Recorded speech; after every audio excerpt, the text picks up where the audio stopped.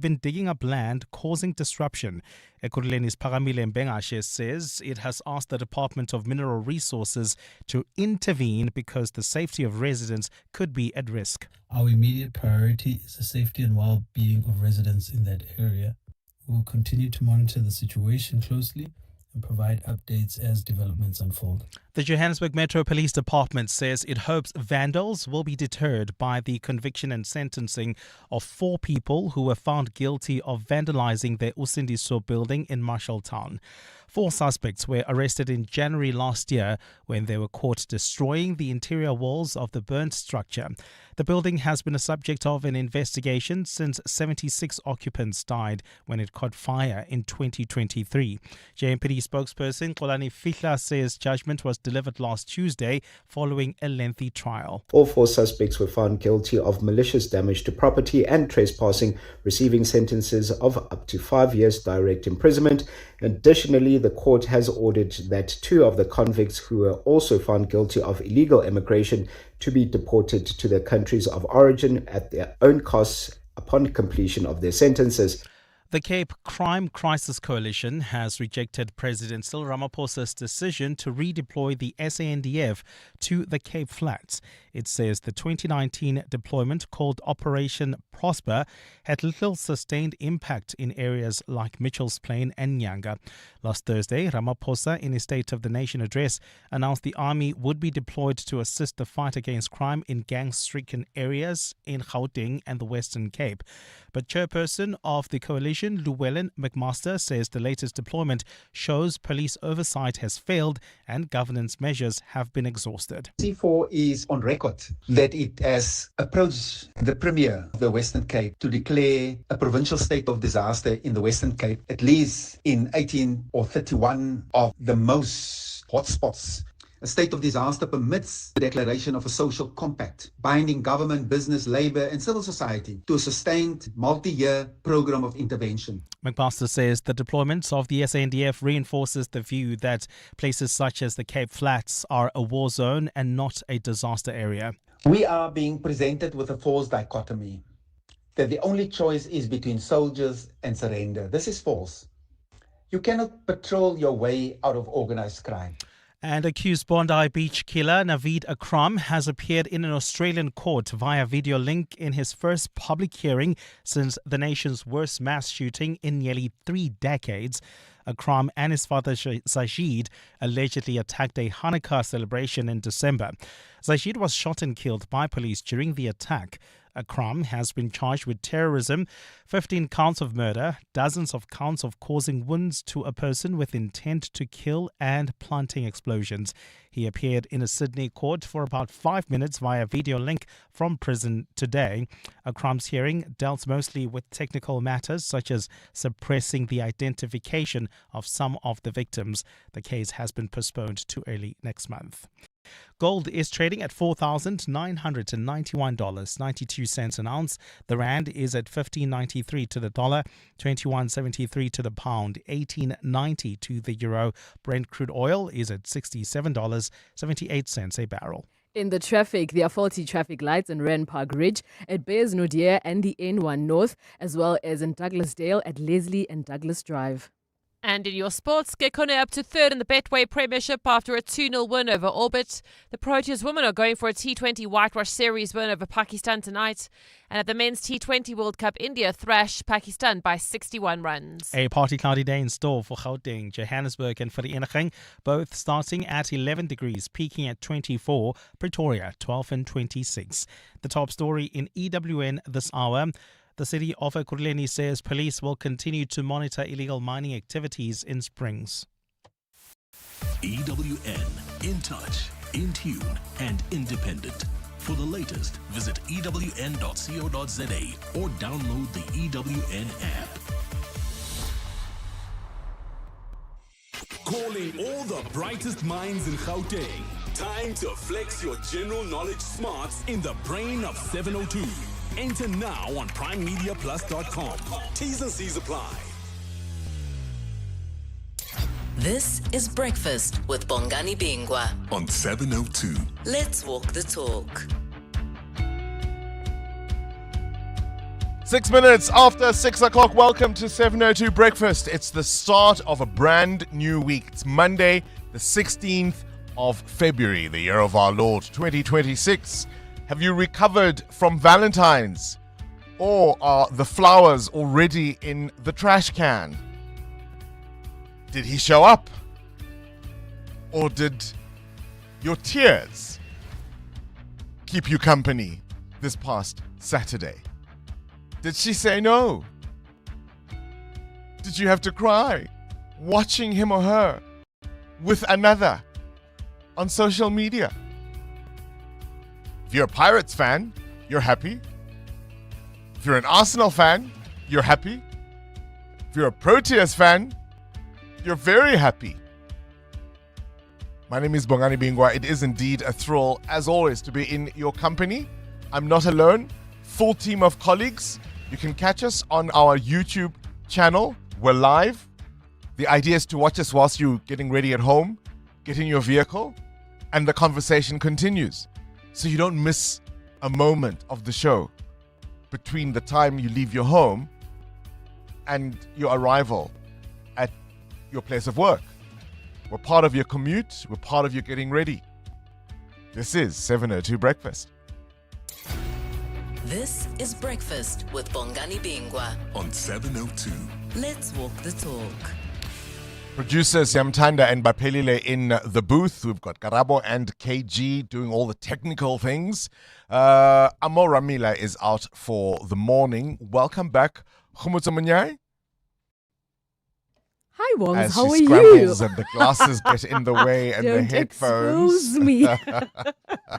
How are you doing? But this is not your first rodeo. No, not at all. You've done this many a time. Yes. Welcome. Thank you. Did you have a good weekend? I had a lovely one. Were you a happy Valentine? Yes. Were you someone's Valentine? I was someone's Valentine. We'll hear more about that, no doubt. Muteo Kharipe, very good morning to you. Morning, Bongs. Did you have a good weekend? Great weekend. Had a great weekend. My Valentine's Day was on Friday because my wife was traveling on work. Yeah. Did you do the most? I mean, as far as I could, because she had a flight at like 6 a.m. So okay. yeah, there's not much we could do. So a good time. Yeah, we had a good time. weekend. Pirates won? Oh, man, yes. The Proteas won?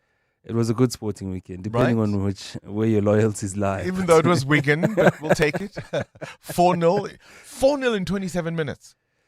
That tells you a lot about Arsenal's ambitions. Don't just look at the FA Cup. I think they're also looking at the league, trying to send a message to say, look, we're not bottling this one. So it was a good weekend. We're not out, yeah? Yep. We're not out yet. I mean, there was a time when the FA Cup was quite an important trophy to win. There was a time when you could argue that it was probably even more important than the league at a point. It doesn't seem to be the case now. I noticed some of the teams weren't exactly fielding their best. But nonetheless, we'll take the practice wherever we can get it. Right, on our menu today, the President on Thursday promising to deploy SANDF troops in the Western Cape to deal with gang violence, zamazamas in Gauteng. I want to remind you of one Collins Khosa who was assaulted by troops in Alex during the COVID-19 lockdown. According to papers filed by his family, the troops that assaulted him said to him and his brother-in-law they weren't allowed to drink at home. Remember, we had those regulations that said we weren't allowed to buy alcohol. These troops, not quite clear on what the rules were, told a man who was sitting in his yard that he was not allowed to have a glass of alcohol. They allegedly assaulted him, poured the beer on his head, held his hands behind his back, choked him, beat him with a sjambok. They allegedly slammed him against a wall, and they used the butt of a machine gun to hit him. How much more, or how many more of those might we begin seeing again? I think it's an estimated 5,500 troops that are expected to be deployed. Some say the cost could be as much as 3,000 Rand a day per soldier to deploy them. Work it out. That's 16.5 million Rand a day. These are the same troops who we are told have tattered uniforms, sometimes their boots don't even match. Military bases, we are told, are dilapidated.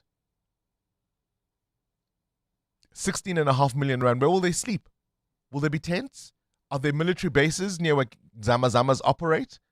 These are guys who often have a whole ecosystem underground. Won't the criminals just wait this out? 6 months? The soldiers will be gone. They'll come back. Wouldn't you rather have 6.5 million rand, 16.5 million rand being used to beef up the Hawks, to beef up SAPS, to beef up crime intelligence? Or do you worry that that has been such an abysmal failure based on what we've seen at that ad hoc committee and, of course, at the Madlanga Commission of Inquiry? We'll put some of those questions to the Deputy Defence Minister, Bantu Holomisa, who himself, of course, is a soldier. Note how the Defence Minister very rarely even does these interviews. When last have you seen her give an interview or speak out publicly? That's just a note to self. Our big interview also follows on another promise the president made: protection and safeguards for whistleblowers. Often these people take great risk to themselves. They get fired. They get hounded out of their jobs.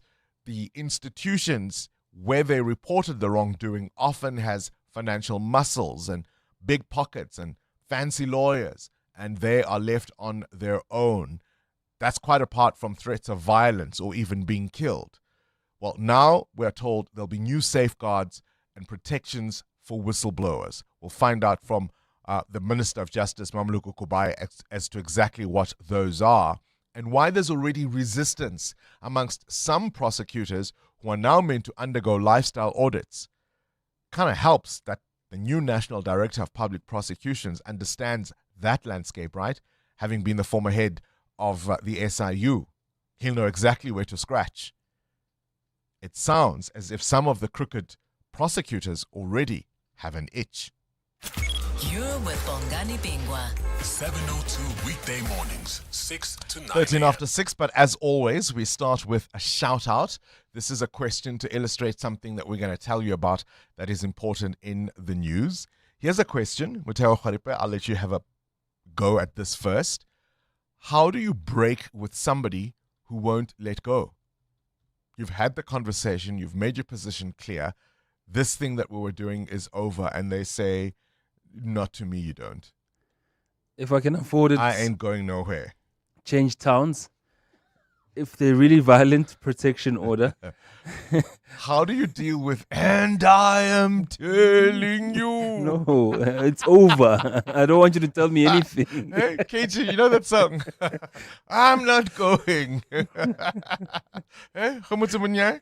Also, you're so spicy. Not after Valentine's Day. I am telling you. Remember that song from Dreamgirls? Yes, yes. How do you deal with, and I'm telling you? You call a family meeting.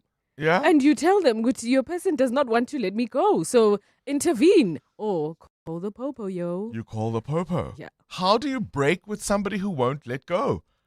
It sounds like a silly question, sounds like a frivolous question, but it actually matters. And it matters in our politics in a way you might not expect. We'll tell you about that coming up. But in the meantime, let's have some fun with it, shall we? 072-702-1702. You can send us a WhatsApp voice note. I love hearing from people who are WhatsApping us from the first time, or at least I love knowing that that's what you're doing. So if you're a first timer, do let us know. Of course, we'll never ignore our long-time listeners and contributors. Do let us know as well if that's what you are, as you send us your WhatsApp voice note to 072-702-1702. And we'll take your calls on 011-883-0702. Let's walk the talk. 702. So we told you last week, of course, about South Africa's water woes. It was a big focus of the President's State of the Nation address. And, in fact, two ministers were instructed very clearly by the President not to attend the SONA 26, but to rather come to Gauteng to come and deal with the water crisis. One of those ministers was the Minister of Water and Sanitation, Phemi Majodina, who also, following that speech last week, was in Addis Ababa this weekend. She was part of a water breakfast event held on the sidelines of the African Union summit over the past weekend. And the SABC veteran reporter Sophie Mokoena was there, and she tweeted some of what she saw.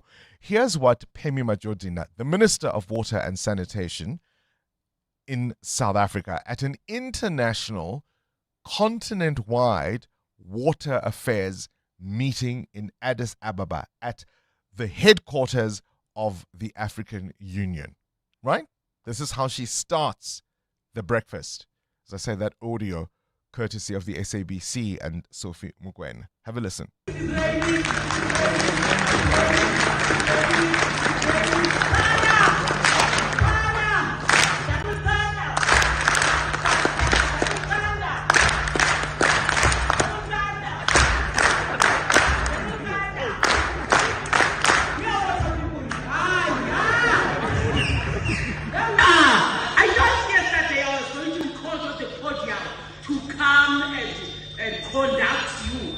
This water song. This is an international song for water.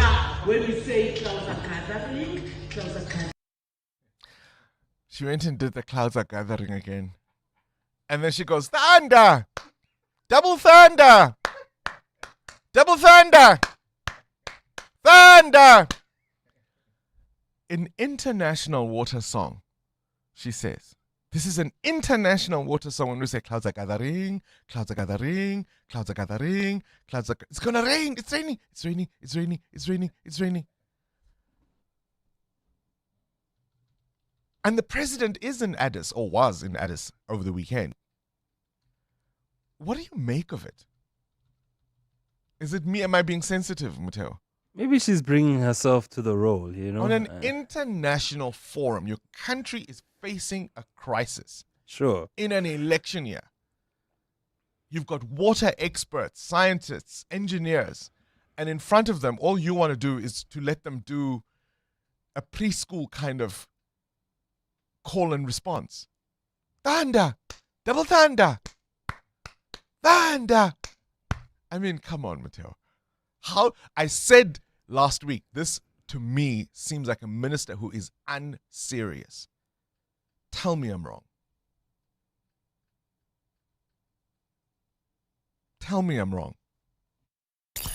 Breakfast with Bongani Bingwa on 702. Let's walk the 19 talk. after 6. Mateo, you've got a question of your own? Yeah, I want to know from you and other 702 landers this morning, what's something you depend on that you fear may one day harm you? My gas heater. Wow, that was quick. My jonga. and for people who may not know, Mateo has offered advice. I've actually called you more than once to say, how do I do this? Winter is coming. How do I? Guys, winter is coming indeed. Yeah, no, I just have issues with gas. This might sound strange, but for me, it's email. I love emails. I love the fact that you can have a paper trail. But I sometimes fear that I might send the wrong email to the wrong person. I might miss a very important one. Like I generally love using emails, but also have an anxiety around missing an email Did I send it or to the right sending person? it to all when I just meant to send it to Bongani. So, you, Khumozo? I want to say Gaviscon. I really love my Gaviscon. Yeah. And I feel like I'll get to a point where it doesn't love me back and doesn't heal me. So I need to take Do you my use it a diet. lot? I do. It's my cheat code for everything. Can I tell you? Uh-oh. I've got a Gaviscon story. Okay. I nearly choked Really? from the pull. You know the one that looks like the 5 rand, the tablet? Yes, That's yes. the size of the 5 rand. Oh, that's scary. So normally I would break it. Yeah. And the one time I decided not to. Did this thing not get stuck in my throat? Oh, why did you do this? Well, also, come on. No, I learned. But why would you sell a product in a tablet form that is the size of a 5 Because rand? they trust that you're adults, you break it apart and, you know. Don't Guys, trust Bongani yo, when it comes to... beware. I get the fear of Gaviscon. Okay. I get it's real. Okay. I'll tell you where I'm asking. 702. Weather. 20 after 6, what conditions can you expect on this Monday? Joburg peaking at 24 degrees. Pretoria, 26. Vereeniging also 24. Durban, you can expect isolated showers there, a maximum of 26 degrees. Cape Town peaks at 37. It's blistering hot in the mother city. EWN Traffic. 21 after 6. As I said, Amoramela is out for the morning. We welcome back very pleasantly to Khomotso Munyai. What are you seeing on your maps this morning? Thanks, Bongani. So traffic is starting to trickle in now. The usual suspects are waking up. We'll start in Boysens. Traffic is starting to build up on the M1 North as you approach the Crown interchange. And in Soweto and Pretoria Lane, you'll see some pressure on Main Road. This is approaching the R558. We'll also be keeping an eye on those few faulty traffic lights like in Polshof at Main and Witkopen. So please do approach those intersections with caution this morning. If you come across any other traffic, please do send us a WhatsApp on 072-702-1702 or send us a tweet on X at EWN Traffic. There's more EWN on air, online, and on the EWN app. 702. Add your voice. Have your say. Let's walk the talk. Good morning, Bongani and the team. I'm Poya from Pretoria. Bongani, I think now, man, we're not being fair to the government. We have a Zama issues. We have a gangsters problem. The Zama chased residents away from their homes. The gangsters are all over the show. So the government is trying to do something. Now we need to raise these issues of the costs. What do we want as South Africans? Really, man. Well, something doesn't mean it's going to work, right? They could go and sing songs about clouds that are gathering. It doesn't mean it's going to give us water in our taps. Doing something doesn't mean it's necessarily the right thing. And if we have that kind of money, shouldn't we be using it towards what will solve the problem more permanently? I agree with you. Something needs to be done, and for a long time, nothing was done, or not very much was done. Is this the right thing to do, though? Let's talk. Start your day with Bongani Bingwa on 702. Let's walk the talk. Things you need to know at this hour. Over the weekend, there have been thousands of people, hundreds of thousands, in fact, people participating in protests. This is for change in Iran. It was billed as a global day of action. The calls, of course, made by the son of the late Shah of Iran, Reza Pahlavi, who has long advocated for the overthrow of Iran's Islamic regime. He spoke to an estimated 250,000 people. Adam Gilchrist will give us more details on that in the Worldview. Now, what have the children got to do with it? Listen to this. A storm is brewing over classrooms in Ekurhuleni. The metro is going to be disconnecting 189 schools for the non-payment of services. It's going to plunge those schools into darkness, and we know you need electricity to run a functioning school. Obviously, they are owed millions by the provincial government, including the Department of Education and even the Departments of Health and Infrastructure. But disconnecting the kids? Why not go disconnect the Department of Education offices? Why the kids? What are your thoughts? Have you seen the new Zamazamas? Ordinary folks in Painville, that informal settlement in Guguletu in Springs on the East Rand. This patch of land has been transformed into a frenzy of hope, you might even say desperation. Rumors of gold hidden beneath the soil have sent hundreds of residents rushing there armed with spades, digging day after day since last Monday. And it's a new gold rush on the East Rand. And authorities are just watching this. What do you think? I mean, if nothing else, doesn't it paint a picture of the complete desperation so many South Africans live with today? I asked the question, how do you break up with someone who won't let go, Sfiso Zulu? Ever tried to break up with someone who sings, and I am telling you? You know the song from Dreamgirls? Yes, Jennifer Hudson? Jennifer Hudson. I'm not going anywhere. You're the best thing. No. Unfortunately not. No, I think it's fortunately not. I don't think it's unfortunate. Well, it comes in the wake of, there was a book launched this past weekend focusing on Sizakele Khumalo Zuma. This is the wife of the former President Jacob Zuma, a book about her. And at that launch, he's made it clear he's going to die as a member of the ANC if he has to go to court to fight for his membership, but he is not going anywhere. This is a man who's formed a political party that has done considerable harm to the African National Congress. But he insists that he can do that, form Umkhonto weSizwe party, and he wants a point at which these parties will merge, and of course, who will be leader? Guess. But he says he's not going anywhere, and he's going to fight the ANC all the way to the courts if he has to retain his membership. He is not going anywhere, he says. Two-time Academy Award winner Mahershala Ali turns 52 today, born on this day in 1974. You'll know him, of course, from unforgettable films like Moonlight, Green Book, and Jurassic World Rebirth, currently streaming on Showmax. 702. The newspapers. Viso Zulu 27 after 6. Let's look at the newspapers. What's grabbing your attention? Bongani, is this story about how the U.S. Department of Justice says it has released all of the files that were required by the Epstein Files Transparency Act, but lawmakers have argued the release is insufficient. And there's a letter that has been sent to members of the U.S. Congress over the weekend from Pam Bondi, who says that all the documents in the possession of the DOJ had been released and provided a list of names contained in the files. And the Kentucky Republican representative Thomas Massey, who co-wrote the law, called for the DOJ to release also internal memos outlining past decisions on whether to charge Epstein and his associates. So basically, they're saying there is nothing we are hiding. Everything is out in the open. After Pam Bondi's performance last week before the House Judiciary Committee. Yeah, right. She doesn't believe it herself, does she?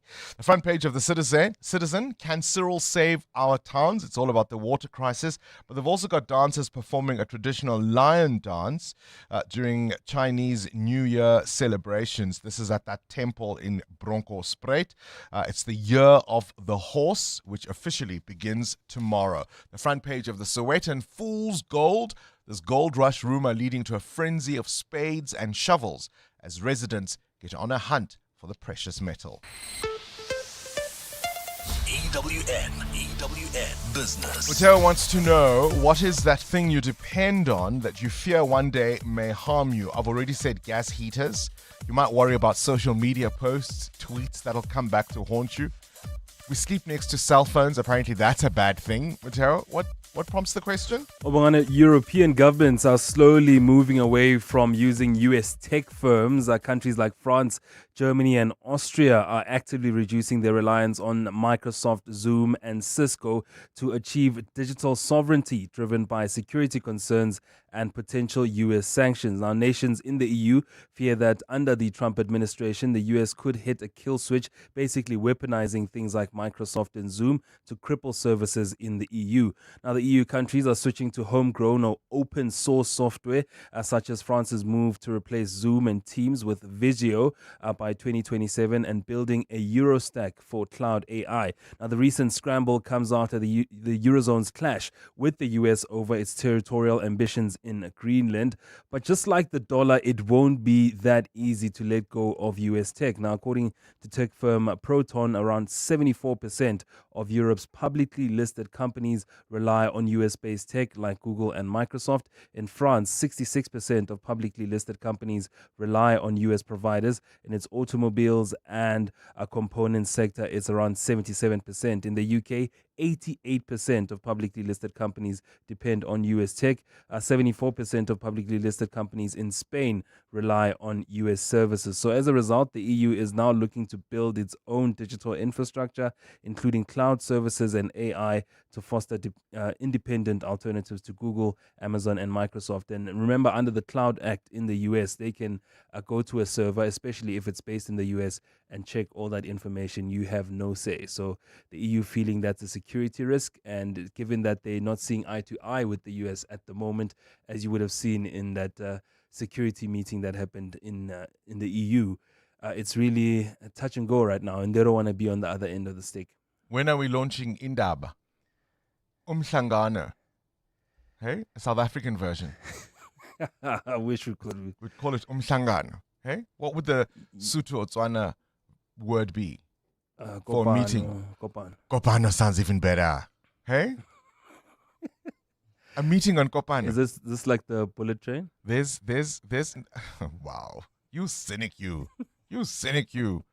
What are your indicators showing? The rand at 15.93, stronger than the US dollar this morning, 18 rand 90 cents against the euro and 21 rand 73 against the British pound. Price of gold at $4,976 an ounce, or platinum at $2,051. Brent crude at $67.71 a barrel. More business after 7. Straight to the news desk we go. Swiss Zulu, what you got? Thanks, Bongani. Good morning. The city of Ekurhuleni says police will continue to monitor illegal mining activities in Springs. Residents of Gugulethu informal settlement who believe to have found gold deposits there have been digging up land, causing disruption. Ekurhuleni's Pagamile Mbengashe says it has asked the Department of Mineral Resources to intervene because the safety of residents could be at risk. Our immediate priority is the safety and well-being of residents in that area. We will continue to monitor the situation closely and provide updates as developments unfold. The NPA's asset forfeiture unit in the Western Cape has secured a preservation order against 2 men accused of kidnapping a Stellenbosch student. Truth Mambemba and Takudzwa Chauruka allegedly abducted the 20-year-old in 2024. Camray Clark has more. The pair reportedly extorted money from the parents of the 20-year-old Stellenbosch University student following her kidnapping near a nightclub. The suspects initially rejected her parents' offer but later accepted 200,000 rand. Police arrested the two while they were travelling to George, recovering 89,000 rand along with the student's bank card and cell phone. Their next court appearance is scheduled for the 3rd of March. Camray Clark, Eyewitness News. News making international headlines now. Accused Bondi Beach killer Naveed Akram has appeared in an Australian court via video link in his first public hearing since the nation's worst mass shooting in nearly 3 decades. Akram and his father, Sajid, allegedly attacked a Hanukkah celebration in December. Sajid was shot and killed by police during the attack. Akram has been charged with terrorism, 15 counts of murder, dozens of counts of causing wounds to a person with intent to kill and planting explosions. He appeared in a Sydney court for about 5 minutes via video link from prison today. Akram's hearing dealt mostly with technical matters such as suppressing the identification of some of the victims. The case has been postponed to early next month. And an explosion at a fireworks store in eastern China has killed 8 people and injured 2. Authorities believe the explosion was sparked by people in a village setting off fireworks in Donghai County. The Ministry of Emergency Management says that China is going into the peak period of fireworks used during the Lunar New Year holiday, warning citizens against unsafe practices like testing firing or smoking outside of shops. A partly cloudy day in store for Gauteng. The temperatures are at lows of 11 and 12 degrees, peaking at highs between 24 and 26. In the traffic in Boysens, there's peak time delays on the M1 North heading towards the Crown interchange, and in Edenvale, look out for an accident causing heavy delays on the R24 heading towards the Galulis interchange. The top story this hour, the city of Ekurhuleni says police will continue to monitor illegal mining activities in Springs. So you thought you were building a business in this economy, but day by day, somehow it grew. You kept going when the freezer didn't freeze, the bucket didn't budge, and the bank balance barely blinked. So you thought you were building a business. You weren't. It was building you. Because this isn't just what you do anymore. It's who you are. And you don't trust just anybody to protect it. Chat to your broker about Old Mutual Insure Business Insurance. Protect what built you. Old Mutual Insure Limited is a licensed FSP and non-life insurer. Are you looking for the best spectacle and sunglass deal? With Specsavers buy one, get one offer, you get great value for money. Get a free pair of branded single vision prescription sunglasses up to 3,300 Rand when you purchase a comprehensive eye examination and spectacle frames with lenses on your first pair. The best part? Choose from top brands like Police, Hugo, Under Armour, Tommy Hilfiger, Red Bull Spect, and more. Affordable eye care? Specsavers. T's and C's apply. Hi, this is Carol Shabalala, Hollywood Bet's brand ambassador. It's more fun when it's for fun. Playing responsibly is always a winning strategy. If you or someone you know needs help, call the South African Responsible Gambling toll-free counseling line on 0800 006 008 or WhatsApp help to 076 675 0710. Hollywood Sportsbook is a licensed betting operator. Hollywood Bet supports responsible gambling. No persons under the age of 18 years are permitted to gamble. Winners know when to stop. The Money Show. Weekday evenings at 6. The Reserve Bank's Monetary Policy Committee confirming you'll continue to pay the same amount on your debt, interest rates being kept on hold. Patrick Buthelezi is an economist. And the reason why they reduced the inflation forecast is because of the currency that has been extremely strong. But now that is the one side. But the thing here is they are targeting inflation at about 3%, and they want to anchor inflation expectations at 3%. The Money Show on 702. Let's walk the talk. The Money Show with Stephen Grootes is brought to you by ABSA CIB. That's how we're invested in your story. Your story matters. ABSA is a registered FSP. Coming up in the next hour, What's the Question? Brought to you by Outsurance. 3,000 Rand in cash is up for grabs. Send us an answer based on something you heard on the show, and that answer could win you 1,000 Rand. WhatsApp us your name and the answer to 072 702 1702. Then later, someone will frame a question to get your answer, and for their troubles, they win 2,000 Rand. SMS out to 45142 now, and you could save on your car insurance. 702. WhatsApp Bongani on 072 702 1702. Morning, Bongani and the team. Bongani, the clouds gathered the last 2 months, and everyone was not everyone, but most part was experiencing heavy rains. But the Gautengers still don't have water, including Limpopo. Some of the areas don't have water, but the clouds gathered and heavy rain came, thunder came. But she's going around asking for more rain, but still no water in South Africa, Bongani. So the problem is this minister, internationally, she represents South Africa. So people see us as her. They don't go and say Pemi Majorina, they say a minister of South Africa, a minister of water in South Africa. Thank you, Bongani. Morning, Bongani. Imagine somewhere there's someone who can't even go to work because they don't have water, and then Pemi and she's singing about thunder or panda or yona leyo. Yo. Top of the morning, boxing team. I haven't heard a man sound so defeated on a Monday morning in a long, long time. The clouds are gathering. The clouds are gathering. Thunder! Fine. You are Bongani. Bongani Kuzega.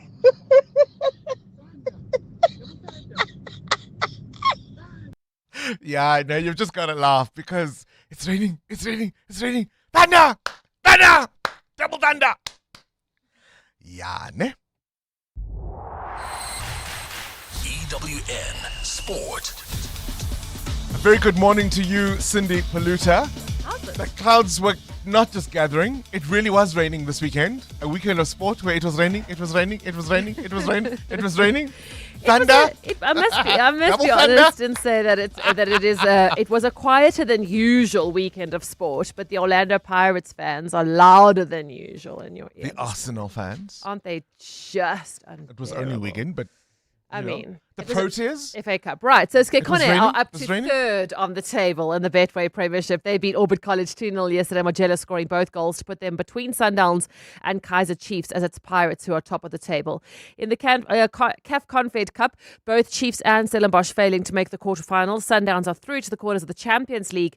They beat MC Alger, boss Miguel Cardozo. There's a truth in football that is very important to to understand is that you cannot win without tactics or strategy, but it's the emotions that usually make the difference. And today we were very, very, very strong as a collective on bringing the right emotions inside the pitch, on staying focused on the right emotions throughout the match, on reminding each other what kind of emotions we had to have towards the end of the game. Morocco Swallows have stopped the sale of their top flight status to Maruma Gallants, alleging serious contract breaches. They have filed an urgent High Court application to force the PSL to return control of the franchise. FA Cup fourth round action yesterday, Arsenal beating Wigan 4-0. They're through with Sunderland, Fulham and Wolves, while Nottingham Forest have appointed Vitor Pereira as manager on an 18-month deal. It's his first game in charge is against former club Fenerbahce in the Europa League knockout round playoff. That's on Thursday. The Proteas women take on Pakistan in a third T20 tonight. They're going for a whitewash series win. Nadine de Klerk says they're treating every series like a World Cup. Probably didn't have the best bilateral series before. We kind of rock up at World Cups and we shock the whole world really, but we knew we were much better than that and capable of winning series as well. So I think winning that Island series, coming here, dominating as well, obviously being under pressure in that first game and having someone like Kayla on debut winning that game just shows that the depth of the squad is growing, and I think just the character of this team as well, and we're finding ways to win, which is great. At the Men's T20 World Cup yesterday, India thrashing Pakistan by 61 runs. There was also victory for USA over Namibia and the West Indies over Nepal. And in Six Nations Rugby, France running in 8 tries yesterday. They thrashed Wales 54-12 to comfortably sit top of the table, ahead of Scotland, who shocked England on Saturday. Cindy Paluta, Eyewitness News Sport. Listen up, corporates. Wrap up your tax year on a meaningful note by donating to DKMS. Your support assists in fighting life-threatening blood cancers by enabling DKMS to recruit more potential donors, as well as raising patients' chances of finding a match. And there's an added advantage. Enjoy the benefits of a Section 18A tax certificate, which grants your company a well-deserved rebate. Be a force for good this tax season by giving those in need a new lease on life. Email fundraising at dkms-africa.org to donate today. Let's hear from Lydia, owner of Lekoa Guest House, why it pays to switch to OUTsurance Business Insurance. I was with my previous insurance for 5 years. Then OUTsurance came into picture. The cost was far less. I even have better benefits. For guest houses, catering companies, and all other businesses, get a quote today and see why it pays to switch to OUTsurance Business Insurance. Visit outsurance.co.za or call 08600 60,000 today. Licensed insurer and FSP. TCs and information online. I heard her interviews run smoother because she somehow finds the right people the first time around. Yeah, it's like she already knows who fits where before they even sit down. She must have gone for special training, like some Sixth Sense HR certificate. No, guys, it's SA Youth, the largest youth online recruitment platform. It's fast to post, effortless to use, and effective every time. Recruit on the portal to potential. sayouth.co.za, powering South Africa's youth workforce. The Brainy Kids of the Whiz on 702. Good morning, Uncle Bongani. My name is Franklin. I am 12 years old and I go to Princess Park Royal Schools. When I grow up, I want to be a construction engineer, and I'm really excited to play the Whiz Quiz with you, Uncle Bongani. We're excited to play with you too. We love giving away this money. We do, I promise you. We at Monument Dental are very happy with the premium we're paying. I wish I did it sooner. OUTsurance Business Insurance clients know that it pays to switch. And did you know you could get a massive 20% discount on your business insurance premium when you switch? For dentistries, general medical practices, and all other businesses, get a quote today and see why it pays to switch to OUTsurance Business Insurance. Visit outsurance.co.za or call 08600 60,000 today. Licensed insurer and FSP. TCs and information online. This is financial year end. This is financial year end supercharged with the help of Zero Small Business Accounting Software. Try Zero free for 30 days. Terms apply. Search Zero with an X. Smart Steve from Momentum, hello. Smart Steve, my daughter just turned 18, right? And now she's got a license and a boyfriend. You're worried about her safety. With Momentum Safety Alert, she can access help 24/7. Is that the emergency response version of Curry in a Hurry? For sure. She can get help at the touch of a button for free. Free? For all that and all? Visit momentum.co.za or call 0860 006 784. Momentum Insure, keeping you safe on your journey to success. Momentum Insure is an authorized non-life insurer. T's and C's apply. Your brain's a well-oiled machine. Now put it to work in the brain of 702. Enter on primemediaplus.com. T's and C's apply. 702. Coming up at 7:15, the big interview.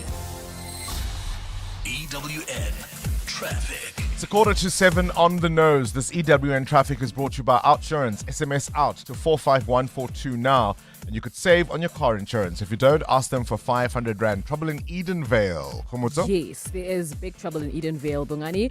And this is due to an accident. It's causing bumper-to-bumper traffic on the R24. This is heading towards the Galulis interchange, and it's also affecting traffic coming from the N12 West. So please approach that intersection with caution. In Boysens, there's still those peak time delays on the M1 North as you head towards the Crown interchange. And in Soweto in Devland, there's heavy traffic on the N1 North. This is as you go towards the Diepkloof interchange. If you come across any other traffic, please do send us a tweet at EWN Traffic. There's more EWN on air, online, and on the EWN app.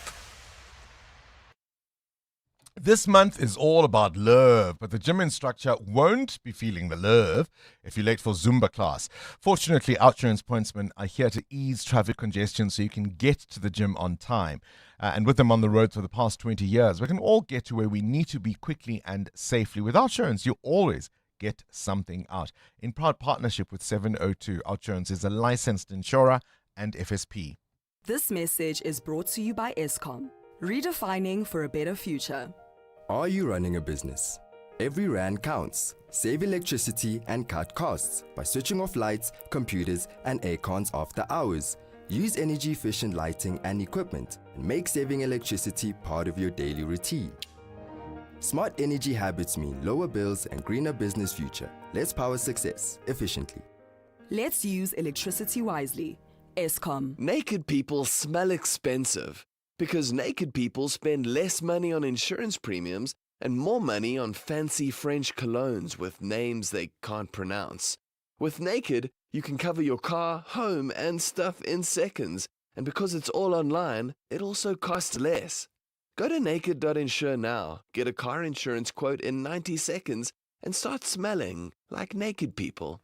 Naked Financial Technology is an authorized FSP. Get naked. 702. WhatsApp Bongani on 072 702 1702. Hey, Bongs, good morning. Aye. Yeah, one of this thing of comradeship and cadership is destroyed our country, my brother. Because the way things are, now if a person will talk of the clouds to formulate and thunder to come in order to get water, why can't we get ministers that are engineer qualified, man, and get their job done, and therefore let our country be on a stage? From the president to everyone, none of them have got qualifications that are relevant. Back, man, ANC is not right. This is wrong. Sefako from Aupan, away. Look, I mean, remember, ministers are ultimately there to provide political oversight. The technical people are the officials within the department. The DGs, for example, should have some technical background on as far as the work of the department they lead are concerned. They are the real CEOs, if you will, of the various departments. That doesn't worry me quite as much as just what we are seeing being displayed by this minister.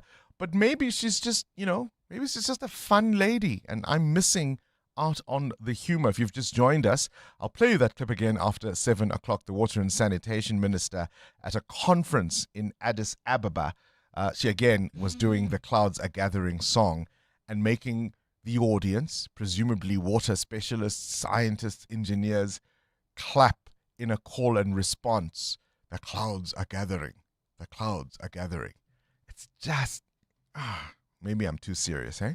Morning, Bongani and team. I'm watching you guys live. Ooh, wonderful to see you guys. All looking young, fresh, and healthy. Nice show as always. Thank you. Sheldon, Pretoria. Who is the whizziest of them all? It's the Whiz Quiz on 702.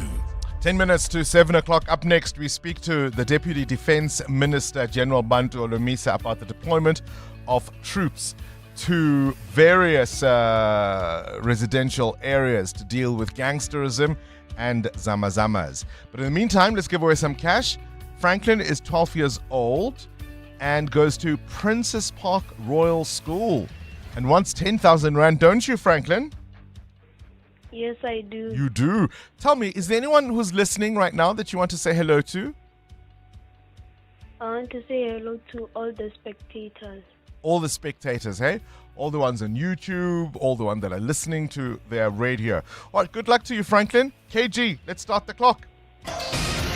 Against which country did the Protea cricket team play 2 super overs at the T20 World Cup last week? Was it Afghanistan or was it New Zealand?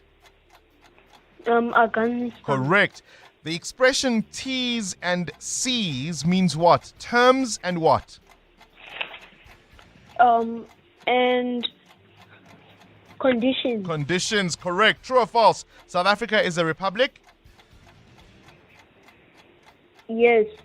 True or false? True. Correct. True. What are the small yellow characters called in the Despicable Me movies? Minions. Correct. In which European city is the Louvre Museum? Is it in Paris or is it in Ouagadougou? Paris. Correct. In which South African province is the OR Tambo International Airport? Gauteng. Correct.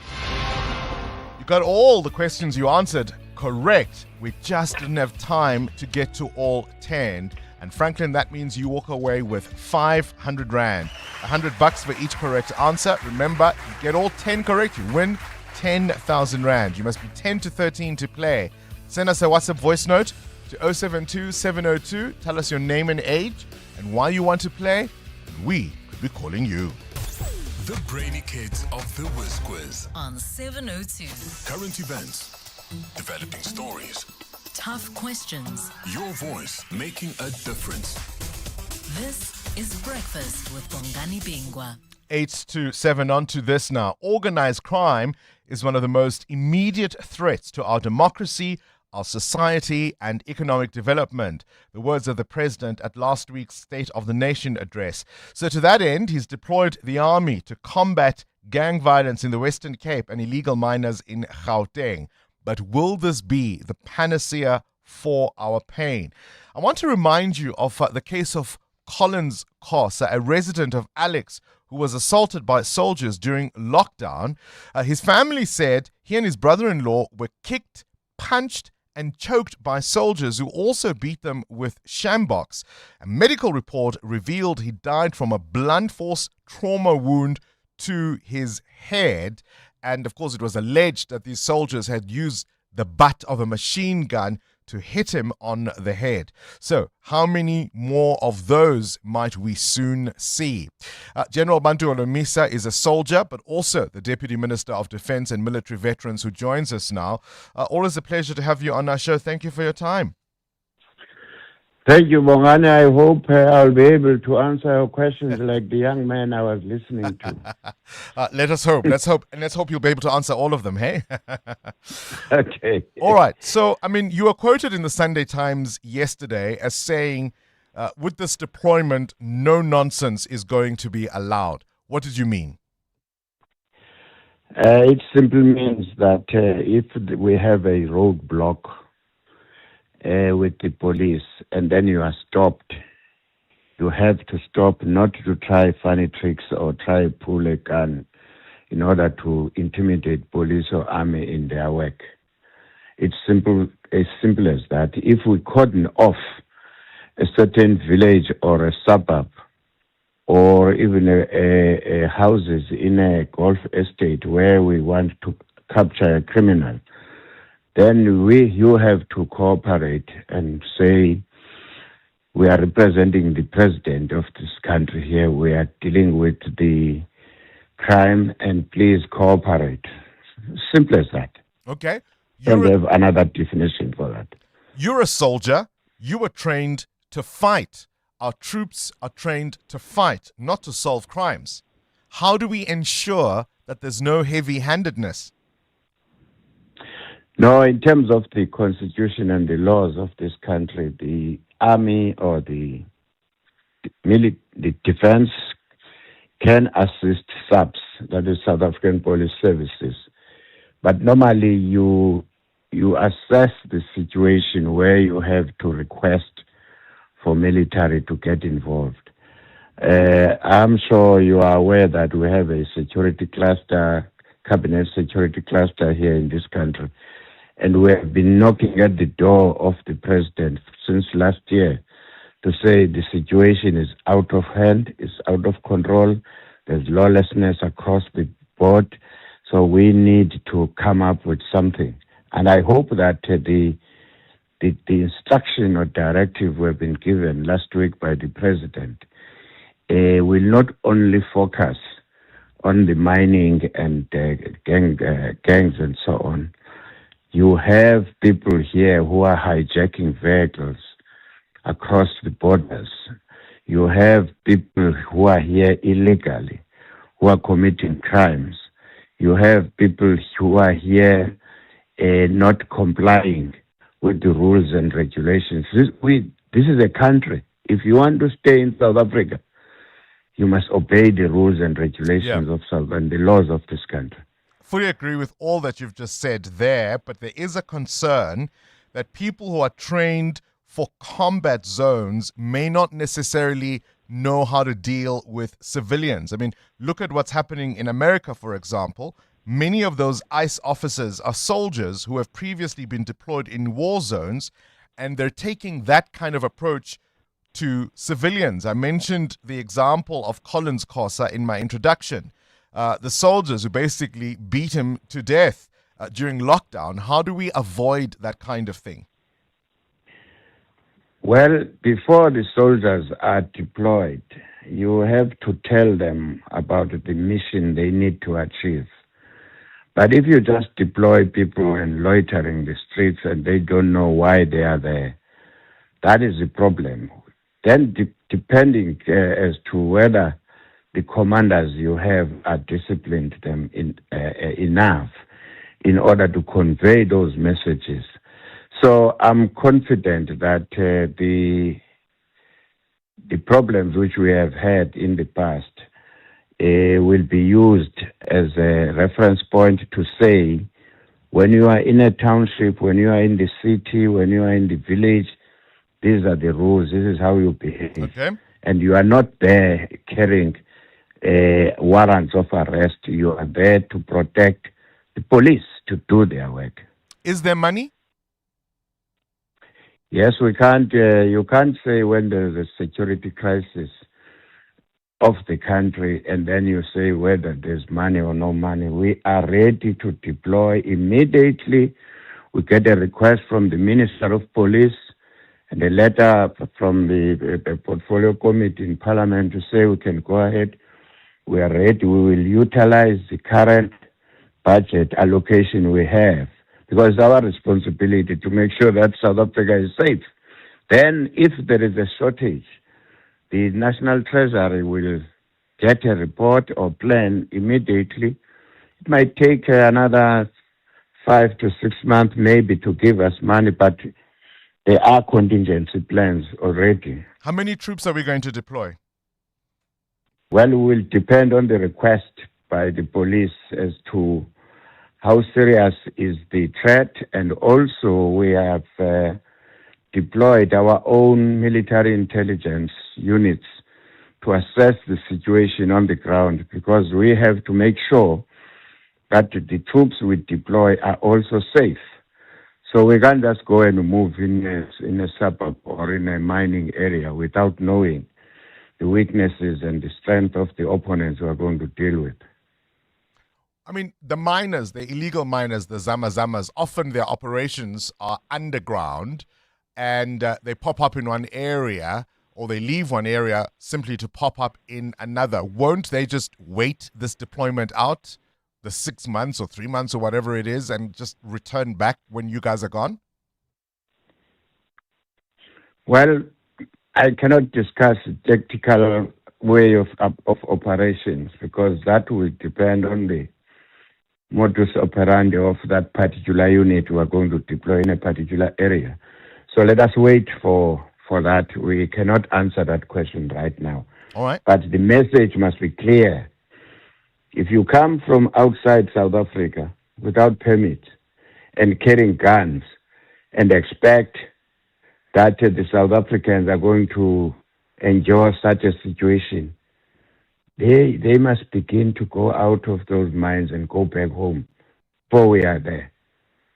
Tough talk. Bantu Olumisa is the Deputy Minister of Defence and Military Veterans. Thank you for your time. Are you convinced by that message? He says we will not tolerate this lawlessness any longer. Will it lead to complications, though? 702. Coming up, the big interview. Finally, protection for whistleblowers. But why are some prosecutors resisting lifestyle audits? Up next, we speak to Minister Mamuluko Kubai after this Eyewitness News, brought to you by Momentum. Financial advisors help you have a better shot at generational wealth. Speak to a Momentum accredited financial advisor. Momentum is part of Momentum Group Limited, an authorized FSP and registered credit provider. This is EWN. The alleged killer of an e-hailing driver in Pretoria will face the court, and Herman Mashaba throws his name in the hat for Action SA's Joburg mayoral candidates. Good morning, I'm Sfiso Zulu. A woman arrested in connection with the murder of an e-hailing driver is expected to appear in the Atteridgeville Magistrates Court today. The crime was captured on the vehicle's dash cam and it has been widely shared on social media.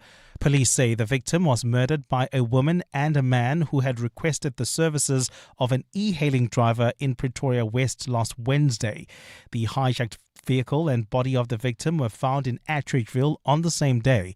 Gauteng Transport MEC Kidiboni Diale-Tlabela says she hopes justice will prevail. And these are the issues that the new regulation is trying to address, having panic buttons inside the vehicles, the dash cams. Technology is proving can assist us with dealing with crime, and we are hopeful that the justice system in our country will set an example with these individuals that have done this bad thing. The Johannesburg Metro Police Department says it hopes vandals will be deterred by the conviction and sentencing of 4 people who were found guilty of vandalizing the Usindiso building in Marshalltown. 4 suspects were arrested in January last year when they were caught destroying the interior walls of the burnt structure.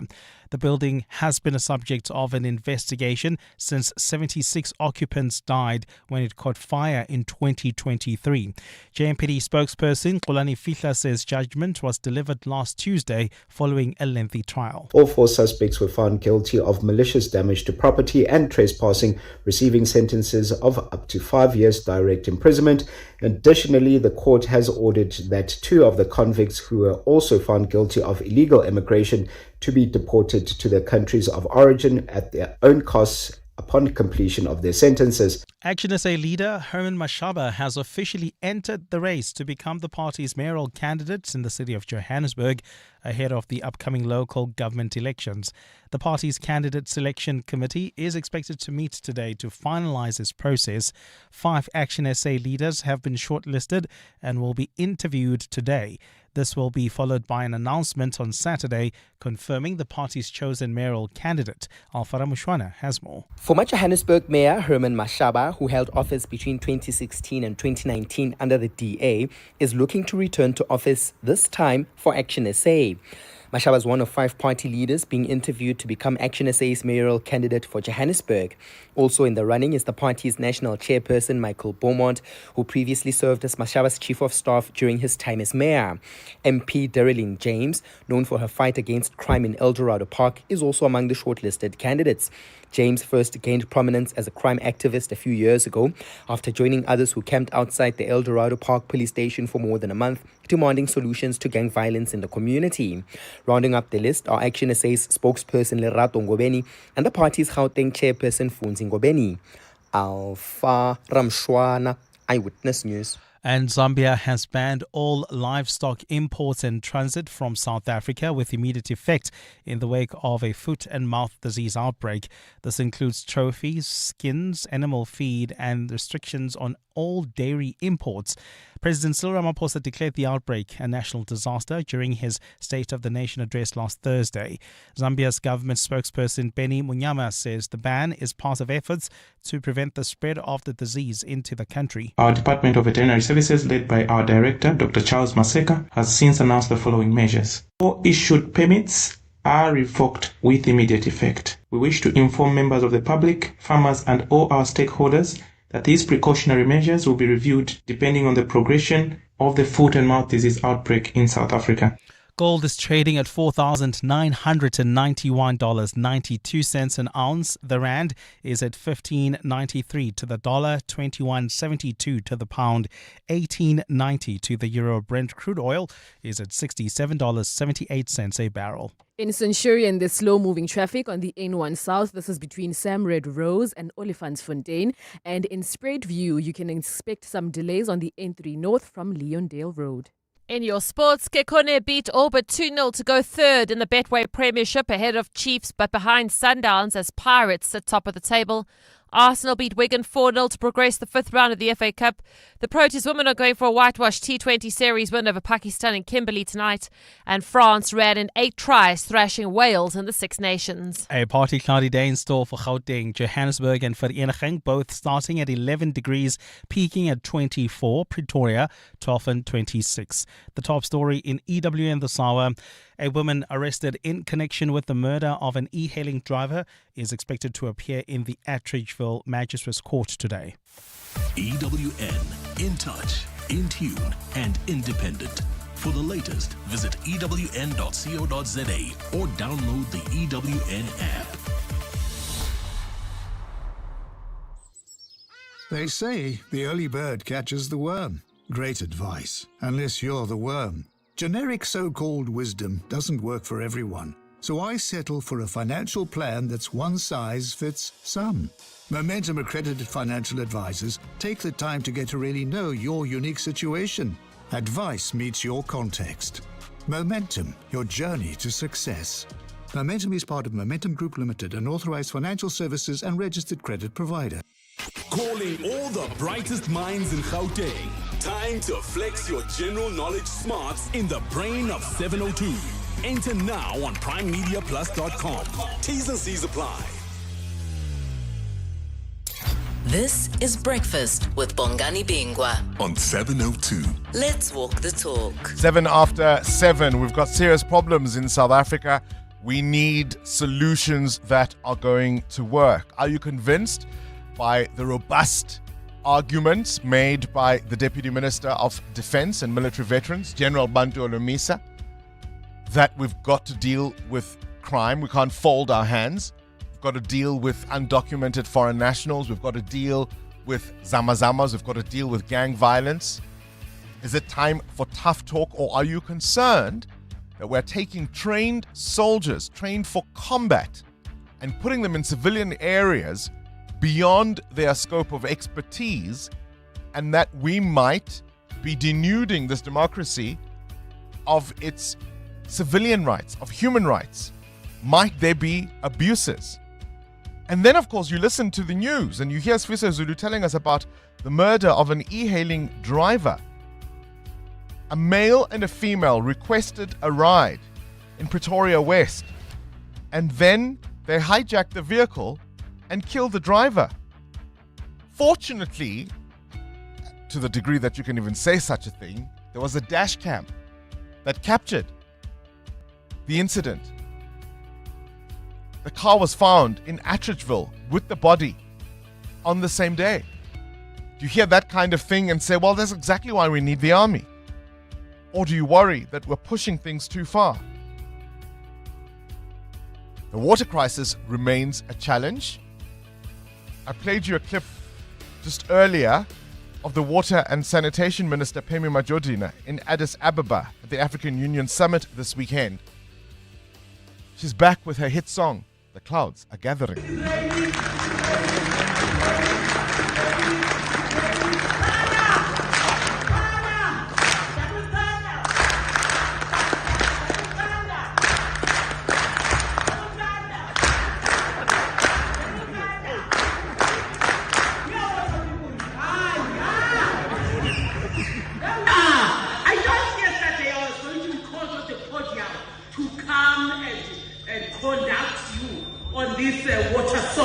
This is an international song for water when we say clouds are gathering, clouds are gathering.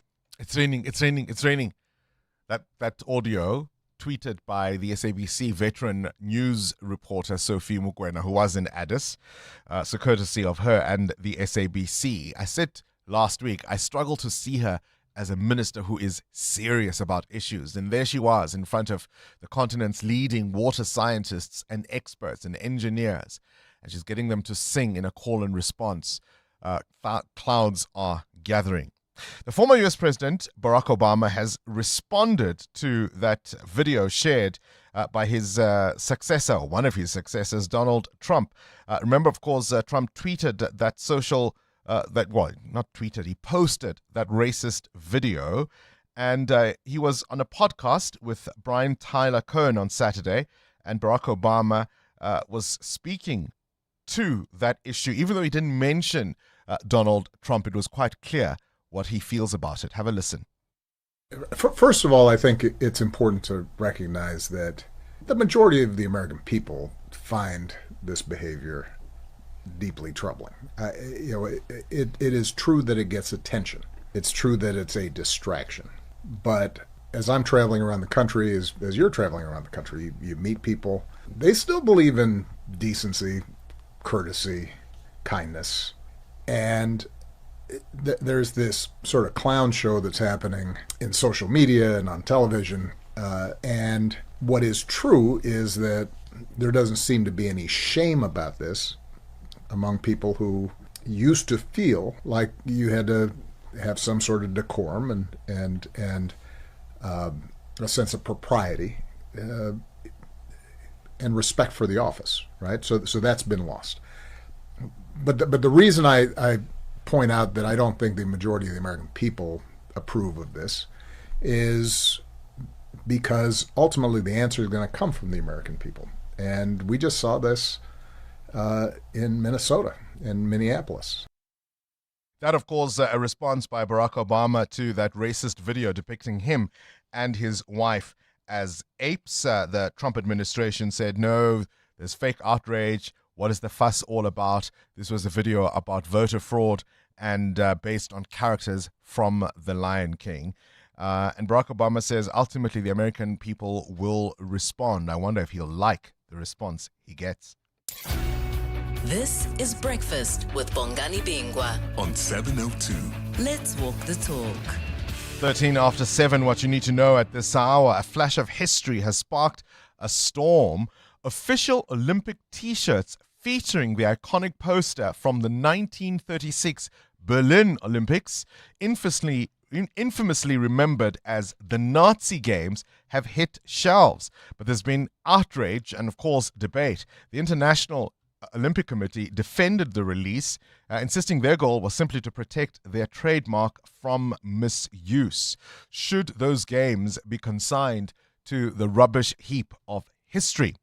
Sticking with Germany, there's been a security conference in Munich, and over the weekend, European leaders have painted a very stark vision of a shifting world, and they're saying the era of the US-led international order since 1945 is cracking, it is changing. I want you to listen to various European leaders who are saying things have changed. We'll start with the British Prime Minister, Keir Starmer, talking tough about being ready for a fight. We must build our hard power because that is the currency of the age. We must be able to deter aggression. And yes, if necessary, we must be ready to fight. Emmanuel Macron, the French president, more or less echoing that sentiment. In this new geopolitical environment, Europe has to become a geopolitical power. And the German Chancellor, Friedrich Merz, adding that they need to work with the US. In the era of great power rivalry, even the United States will not be powerful enough to go it alone. So let's repair and revive transatlantic trust together. We, the Europeans, we are doing our part. That was from that security conference in Munich. Now, the moment many fans have been waiting for is finally here. Reality check. Inside America's Next Top Model. will peel back the curtain on the show that became a global sensation, captivating over 100 million viewers at its peak. And it's a 3-part series that takes you behind the scenes with people who made America's Next Top Model tick. That show, of course, hosted and conceptualized and produced by the model Tyra Banks. And in 1985, on this day, smooth saxophones took over the airwaves as Wham, featuring George Michael, soared to number 1 on the Billboard Hot 100 with an unforgettable hit that he wrote as a scholar in the bus. He was sitting in the bus when he started writing the song. He was in high school. You really either have it or you don't, eh?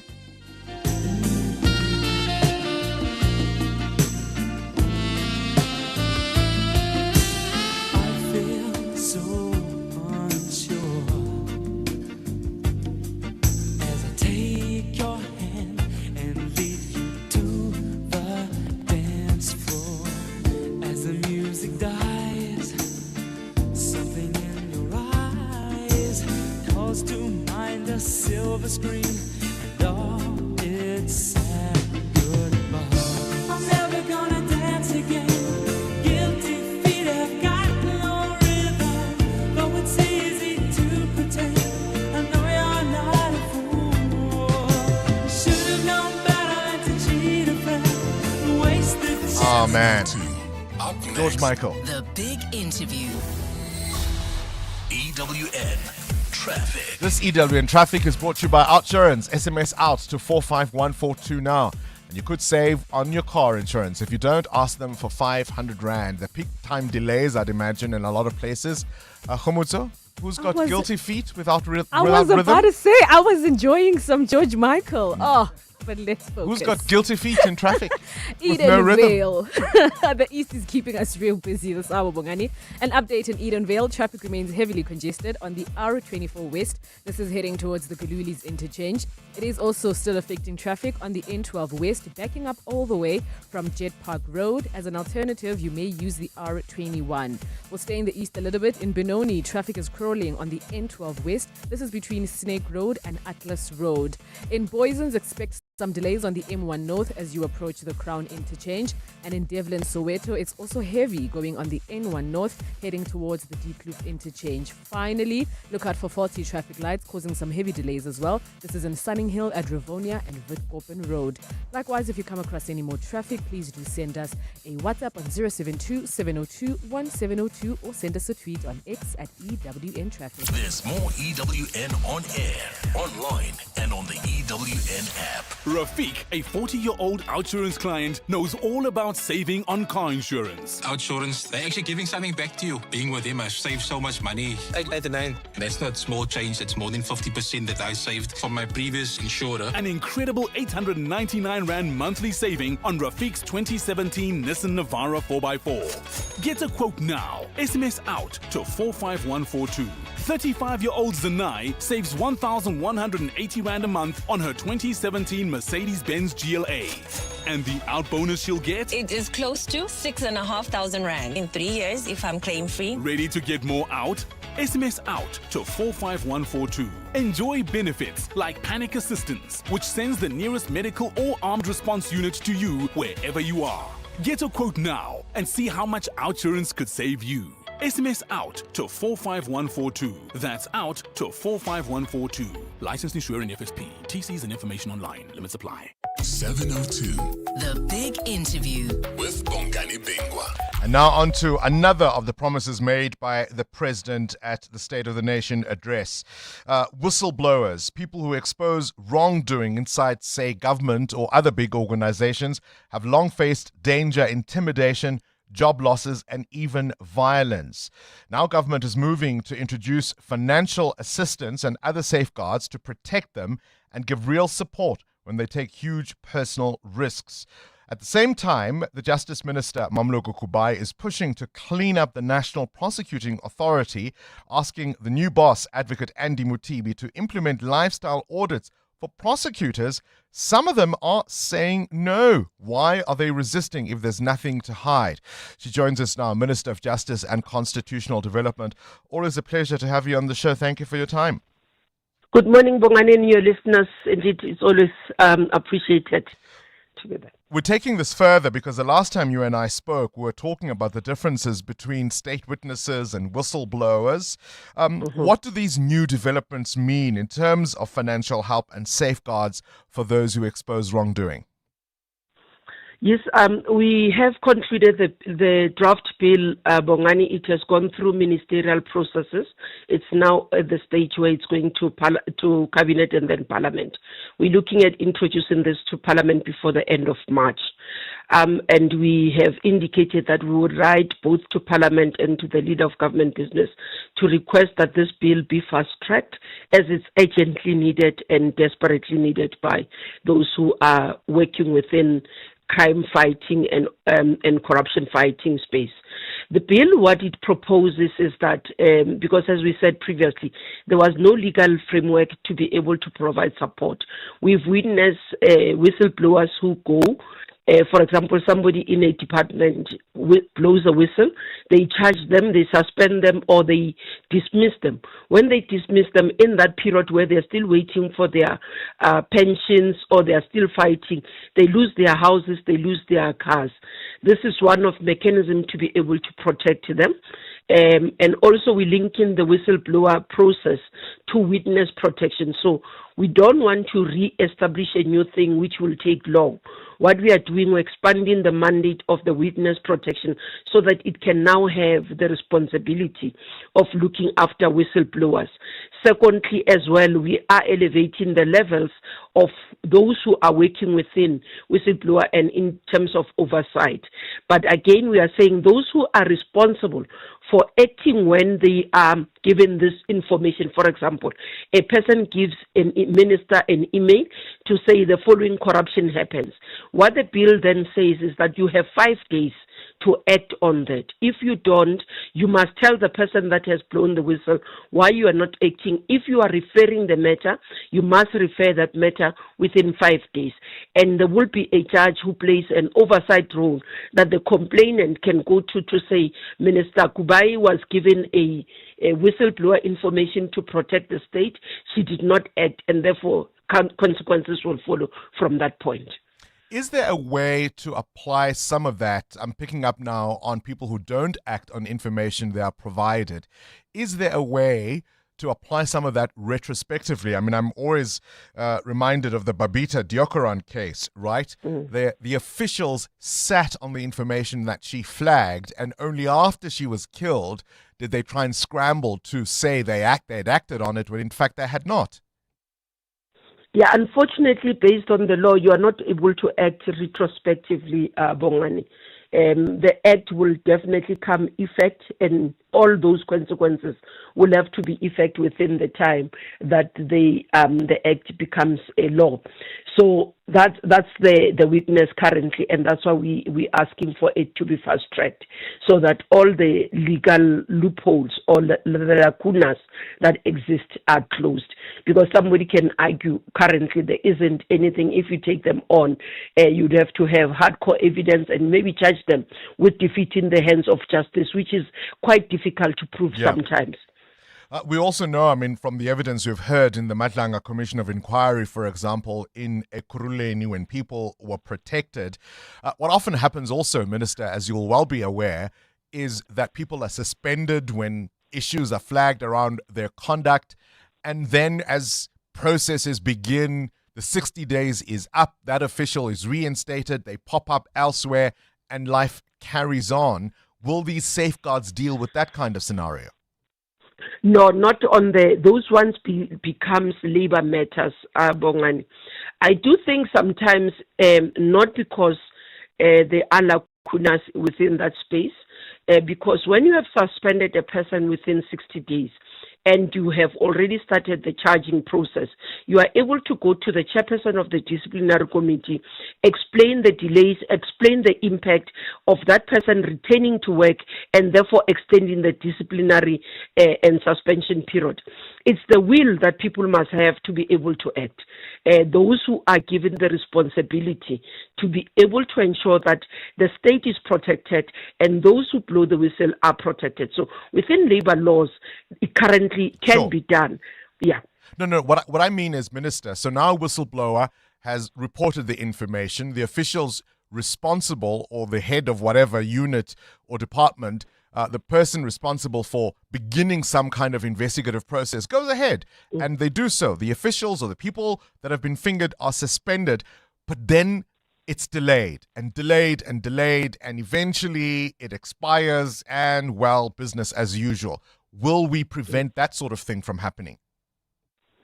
The legislation, Bongani, it's meant to protect the whistleblower. So it wouldn't be a legislation that covers everything.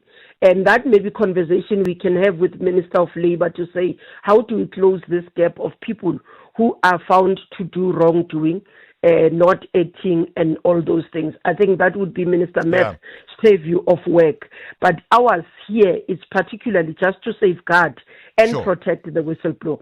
For example, if a whistleblower during the time where their lives are threatened, we also providing, Bongani, that they can be taken. That's why the financial support comes in. They can be taken to safe houses like we do with witnesses, and we carry on and protecting them in terms of the provision that are there with whistleblowers. Yeah. No, so that's the main focus here. It's the person who blows the whistle. No, I fully understand that, Minister. My worry is when those processes then expire, then the whistleblower is then exposed, perhaps to recriminations by the very people they tried to flag. But let's move on to something else. One of the heartening developments about having the new National Director of Public Prosecutions, having been previously the head of the Special Investigating Unit, is if there's anybody who understands lifestyle audits, it will be Advocate Andy Mutibi. Already there's some resistance to lifestyle audits by some prosecutors? Look, definitely. My first address to NPA was that particularly to say, Advocate Mutibi, I've asked for lifestyle audit. This is more than a year. I asked for lifestyle audit last year, February, that NPA start the process. Not a single one has already started, has completed the forms, and I've asked because first they started by asking the legal basis for it. It was to and fro until I had to tell them that this is the instruction of the head of state, because President made this instruction at least around 2019, 2020. And I was shocked to find that nothing has moved. And I was able to explain, if I, as a minister, am requested to do a lifestyle audit, I complete the form, I provide the bank details. I don't have a problem with that. Being able to provide everything that has to do with what I own, what I owe, why, as prosecutors whom we expect to have high ethical standards, needs to. And my explanation to them is that my experience having been here for a year, the incidences that I've come across does tell me that there is a need for us to do lifestyle audit. The stories I get from people, I don't believe that people can just be creative to tell those stories. And therefore, the only way for me as a minister to have assurance that our prosecutors are not involved in wrongdoings is for them to subject themselves to lifestyle audit. Then, as a minister, I can stand proudly and say, I have a clean NPA. Currently, I have doubts, because one of the incidences is that every week I literally get people sending me stuff. Somebody sent me stuff about a prosecutor that this person has been receiving cash deposit. I've asked the ethics office to investigate that. Last week I was told, somebody says, no, there's malicious prosecution. Somebody's taking me to court because I've refused to pay bribe. Then I've asked Advocate Mutibi to investigate that particular. Lucky when they give me the stories, they give me with names. So it's easy to do the investigations. But as we say, they take some time, because I can't, as a minister, investigate a prosecutor, especially if it relates to cases in court, because I do not have authority over cases in court. I have authority in terms of administration. So I then refer it to them. So they take long even on those things. So I have raised my frustration with Advocate Mutibi to say, I'm expecting him to turn around the situation quickly and have everybody in NPA going through lifestyle Yeah, audit. if they're not crooked, what do they have to hide? As always, appreciate your time, Minister of Justice and Constitutional Development, Mamluko Kubai. EWN Business. On to the world of business now. Muteo Khwaripe joins us. Tongaat Hewlett filing for liquidation. Muteo, this is a big one. And a big risk for the KZN economy. Bongani, South Africa's biggest sugar producer, Tongaat Hewlett, is filing for liquidation after a failed business rescue process. The sugar giant's business rescue practitioners say all options in their bid to save the business have been exhausted. Tongaat entered into business rescue in 2022 following major accounting irregularities, corruption and financial misstatements from the previous management. Roughly 12 billion rand in shareholder value has already been lost. Tongaat directly employs several thousand people in KwaZulu-Natal and sources sugarcane from more than 15,000 small-scale and community growers. By October of last year, the 2.3 billion rand provided by the IDC had been depleted, with the company having 300 million rand in cash, while its expenses were at 750 million, so basically insolvent. Meanwhile, its current investor, Vision Sugar, says it will now focus its attention to securing control over the assets that had been pledged as security during the business rescue process and to protect the integrity of the business, its loyal workforce and its extensive network of growers and suppliers. So still some plans being made to try and save the business. Altron is pumping. Yeah, Altron up more than 8%. I see what you did there. Altron shares are jumping over 8% on the JSE as the company released a trading statement indicating strong double-digit earnings growth for the financial year ending in February. The technology group expects a minimum 50% increase in headline earnings, which is a profit measure in South Africa. This driven by core operations like Netstar, Altron FinTech and Altron Health Tech as well. On the markets, the JSE was a bit lower on Friday. It was in fact a bloodbath. The all share down more than 1,600 points. The rand, though, doing far better this morning. 15 rand 92 against the dollar, 18 rand 89 against the euro, and 21 rand 72 cents against the British pound. Price of gold lower by 1% at $4,981 an ounce, or platinum it's at $2,044. Brent crude at $67.85 a barrel. More business after 8. Straight to the news desk we go. Sfisa Zulu, you've got more on this ride of death. That's right, Bongani. Good morning. It's actually news just in where 2 more people have been arrested in connection with the murder of an e-hailing driver in Pretoria. Isaac David Satellite was strangled to death by 2 passengers who had requested the e-hailing services last Wednesday. The crime was captured on his car's dash cam and has been widely circulated online. These latest arrests bring to 3 the number of suspects accused of the crime. Police spokesperson Mavela Masondo says the trio will appear in court today.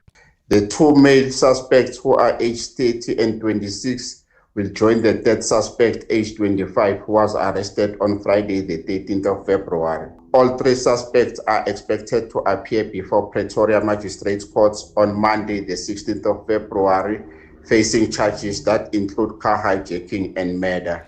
The NPA's Asset Forfeiture Unit in the Western Cape has secured a preservation order against 2 men accused of kidnapping a Stellenbosch student. Truth Mambemba and Takudzwa Charuka allegedly abducted the 20-year-old in October 2024. Camray Clark reports. The pair reportedly extorted money from the parents of the 20-year-old Stellenbosch University student following her kidnapping near a nightclub. The suspects initially rejected her parents' offer but later accepted 200,000 rand. Police arrested the 2 while they were travelling to George, recovering 89,000 rand along with the student's bank card and cell phone. Their next court appearance is scheduled for the 3rd of March. Camray Clark, Eyewitness News. The Cape Crime Crisis Coalition has rejected President Cyril Ramaphosa's decision to redeploy the SANDF to the Cape Flats. It says the 2019 deployment called Operation Prosper had little sustained impact in areas like Mitchell's Plain and Nyanga. Last Thursday, President Cyril Ramaphosa, in his State of the Nation address, announced the army would be deployed to assist the fight against crime in gang-stricken areas, including in Gauteng and the Western Cape.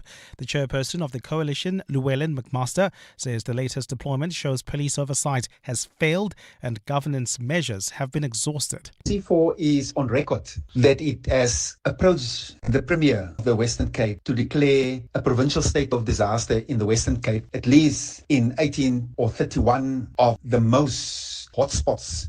A state of disaster permits the declaration of a social compact, binding government, business, labour and civil society to a sustained multi-year program of intervention. McMaster says the deployment of the SANDF reinforces the view that places such as the Cape Flats are a war zone and not a disaster area. We are being presented with a false dichotomy, that the only choice is between soldiers and surrender. This is false. You cannot patrol your way out of organised crime. And suspected Islamist militants have attacked an army unit in northern Burkina Faso. Yesterday's violence is the latest in a series of alleged jihadist attacks that have killed at least 10 people in 4 days.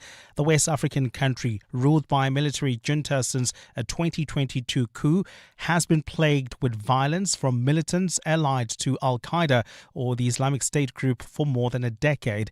The junta, which seized power on the promise to crack down on the violence, has stopped communication on jihadist attacks.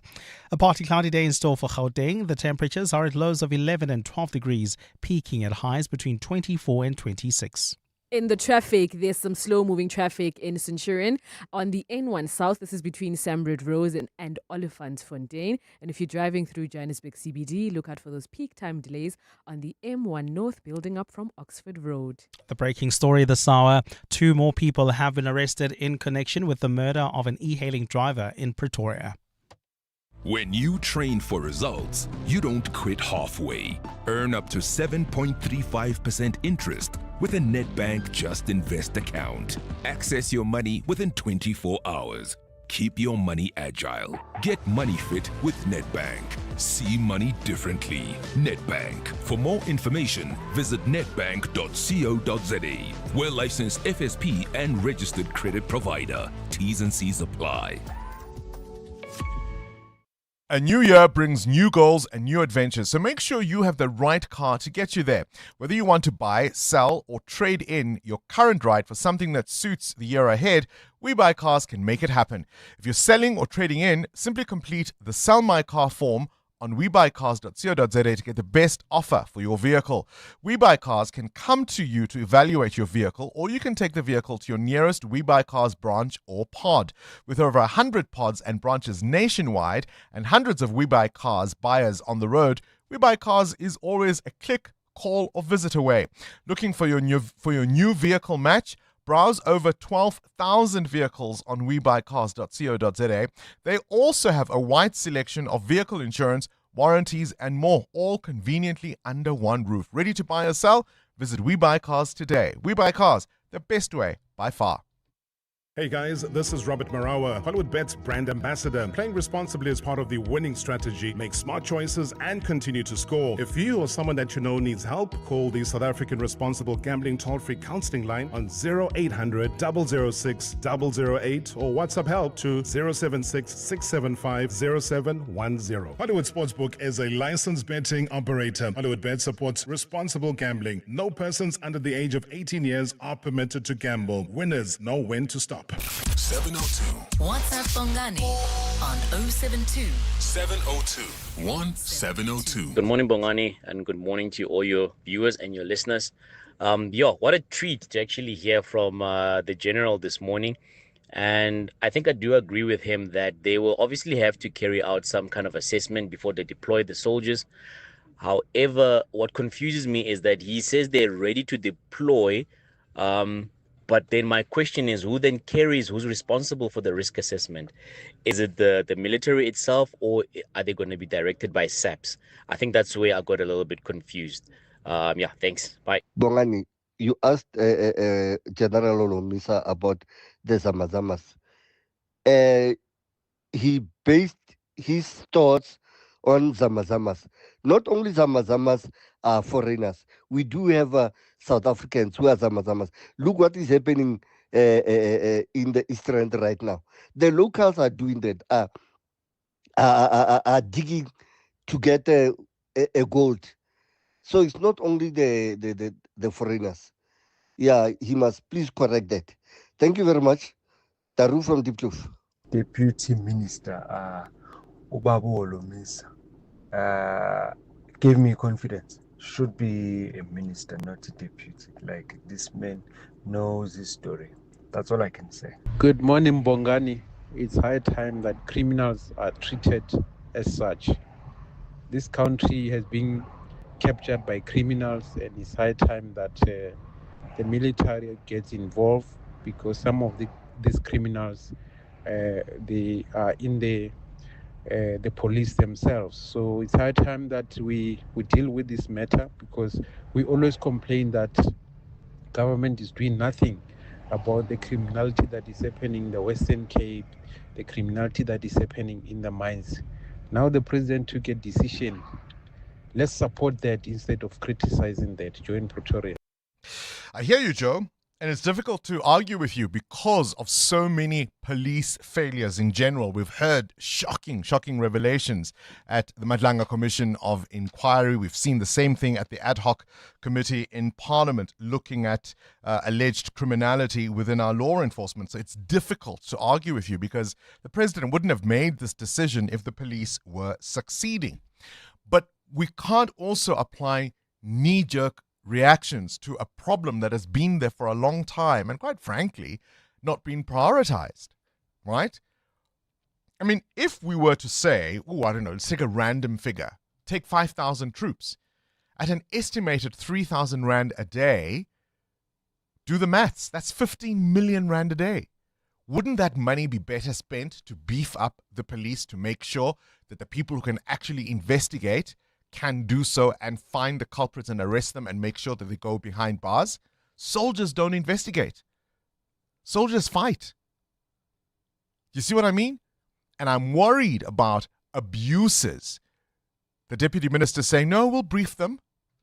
Well, didn't they brief them when they were going around during lockdown telling people not to drink in their yards, people who were in their yards? I used the example of Collins Khosa, who was essentially beaten to death by soldiers. He was chilling in his yard and the soldiers weren't even sure what the regulations were. The sale of alcohol was banned, but not drinking it in the comfort of your own home. But that's what they killed him for. Or do you look at all of this and say, it's time to be tough? But will that toughness work over the long term? That's what remains to be seen. 702. What's the question? What's the question is brought to you by Outsurance, a chance for you to win 3,000 Rand in cash. So first we'll give you 1,000 for the answer, then 2,000 Rand if you can give us a question that leads to the answer. SMS out to 45142 now, and you could save on your car insurance. If you don't, ask for 500 Rand from Outsurance. Now, remember, you always stand a better chance of being selected to give us the answer and the question if you have SMS'd out to Outsurance. Tabang is in the northwest and has today's answer. Tabang, a very good morning to you. What's today's answer, please? Morning, Bongani. The answer is Tyra Banks. Tyra Banks. Tyra Banks. I dare not ask any more because I'll give it away. Tabang, have you got yourself a quote from Outsurance? Yes, of course. 1,000 Rand is coming your way, all thanks to 702 and Outsurance. There you have it. Tabang says today's answer is Tyra Banks. What's the question? Call us if you know on 011 883 0702. EWN Sport. One of the things you always say, Cindy Paluta, good morning once more, is just how unpredictable sport is, Always. right? Look at the top 3, or even, shall I say, top 4 teams in the Betway Premiership. Yeah, it's Pirates, Sundowns, Sekekone and Kaizer Chiefs. Right. And this after but Sekekone has been one of those sides. They also did well last season. They're like rumbling underneath. Steady. Yeah. Consistency is key. They beat Orbit College 2-0 yesterday with both goals from Mojela. They're up to third. They're ahead of Kaizer Chiefs, but behind Sundowns as it's Orlando Pirates who top the table. Now 6 points ahead of Sundowns, but they have played an extra game. Pirates coach Abdeslam Wadu. We are not here to play circus. We are here to compete. There is a lot of expectation from the club, from the fans. Everybody's ambition here. I am very ambitious. We want to win the title. We will not hide it. And if some... In the CAF Confed Cup, both Chiefs and Stellenbosch failed to make the quarterfinals. Sundowns are through to the quarters of the Champions League after beating MC Alger. Well, FA Cup fourth round action yesterday. Arsenal beat Wigan 4-0 to go through with Sunderland, Fulham and Wolves. While Nottingham Forest have appointed Vitor Pereira as manager on an 18-month deal. In cricket, the Proteas women take on Pakistan in a third T20. It's in Kimberley tonight. They're going for a whitewash series win. Nadine de Klerk says they're treating every series like it's a World Cup. I think I said it with the Ireland series as well. Although we're 2-0 up, we still want to start whitewashing teams and really dominate world cricket and show them what we're made of. So I think it's really important for us going into the next game as well. At the Men's T20 World Cup yesterday, India thrashed Pakistan by 61 runs. There was also victory for the USA over Namibia, and the West Indies beat Nepal. Today's first game is underway where Afghanistan has sent UAE into bat. In Six Nations Rugby, France thrashed Wales 54-12 yesterday. They ran in 8 tries to sit comfortably top of the table ahead of Scotland, who shocked England on Saturday. And in golf, Colin Morikawa has ended a 2-year drought, winning the Pebble Beach Pro-Am. He birdied the final hole to finish on 22 under. That was 1 ahead of the field. Cindy Paluta, Eyewitness News Sport. When choosing a medical aid, look carefully at the benefits. Like the benefit of cover that does more than just pay a claim. It pays you for living healthier. With the Personal Health Fund from Discovery Health Medical Scheme. The benefit of checkups, dental visits and healthy choices, earning you up to 20,000 Rand on top of your medical savings account for day-to-day healthcare. Just another benefit that makes Discovery Health Medical Scheme for your health like no other. Speak to your financial advisor or visit discovery.co.za to get a quote. Discovery Health Medical Scheme is a registered medical scheme. Get your brain in the game because the brain of 702 is back with your chance to flex your general knowledge smarts. There's 3,000 Rand up for grabs every day and the brain of the week wins 10,000 Rand plus a spot in the finals to compete for the grand prize of 30,000 Rand cash. Enter on primemediaplus.com now, then catch 702 Breakfast with me, Bongani Bingwa, or 702 Drive with John Polman for your chance to be the brain of 702. T's, C's, and more on primemediaplus.com. Get the advantage this tax year end with Sage. No stress, no scrambling. Just seamless HR and payroll that keeps you ahead of UIF, PAYE, and employment equity. All in one smart cloud solution. With automated compliance, real-time accuracy, and simplified HR and payroll. Give your business the tax year end advantage. That's Sage. Visit tax.sage.co.za today. EWN Traffic. 13 to 8, this EWN Traffic brought to you by Peugeot. Or is it Peugeot? Peugeot. Pretty tough. Komotso? I mean, you're the master of pronunciation, so to get that one tough, that's exciting. Peugeot. Let's go to the roads and see what's happening. If you're driving through the Johannesburg CBD, expect those peak time delays on the M1 North with traffic building up from Oxford Road. Meanwhile, in Randburg, there are heavy delays coming from Witkopen Road with traffic stacking up along Malibongwe Drive all the way through to CR Swart Drive. In the east, in Germiston, the slow-moving traffic. This is from Voortrekker Road to the Geldenhuys interchange. And over in Spruit View, traffic is building up on the N3 North. This is from Leondale Road. And lastly, faulty traffic lights are causing some slight delays on Sunning Hill at Rivonia and Witkopen, and also in Rand Park Ridge at Bearsnodia and the N1 North. More traffic updates at the top of the hour. There's more EWN on air, online, and on the EWN app. When your business needs strength, reliability, and serious capability, look no further than Persia. That's how you say it, says Gemini. Professional pickup range built for tough South African conditions. Persia pickups are engineered for fleets, professionals and the agricultural heroes who keep this country moving. So from rugged load capacity to fuel-efficient performance, these pickups work as hard as you do. These are the Persia professional pickups. Whether you're building, delivering, farming, Persia has a model that's ready for the job. Visit your nearest Persia dealership today and power your business with the confidence of Persia Professional. Landtrack, it's pretty but tough. 702. What's the question? For 2,000 Rand in cash, all thanks to Outsurance. Please tell me what's the question. If the answer is Tyra Banks, let's go to Arnold in Montana. Arnold, what's the question? Good morning, Bongs. The question is, what's the name of the former top model and former host of America's Next Top Model? What's the central figure behind the new Netflix docuseries Behind the Scenes? Yes, indeed. That comes out today. And for everybody who used to watch this show, at its peak, 100 million viewers. That's how many people used to watch this thing. Arnold, 2,000 Rand is coming your way, my friend. All thanks to Outsurance and 702. And if you were a fan of America's Next Top Model, let's remind you of the theme song. I wanna be on top.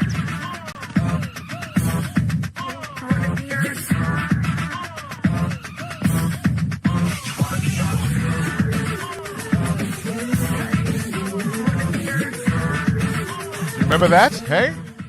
Khamutsa, were you a fan? Absolutely. When I grow up, I wanted to be Africa's Next Top Model. Okay. Yeah. I cried myself to sleep that night. You know, they were there from the beginning. Best friend in the bed, coming up with photo shoots. Backstage at fashion shows, hanging, laying on them. Some of the closest people to me in my life. And me and Ken have to deliver that news that the deal is up, that it is over. You can imagine what that feels like. At its height, as I say, this was such a successful show. Khumutso, I have two pictures. Mm-hmm. Oh, is this for... Do you remember how they used to do the elimination? Oh, yeah. I have two pictures. That docu coming out today.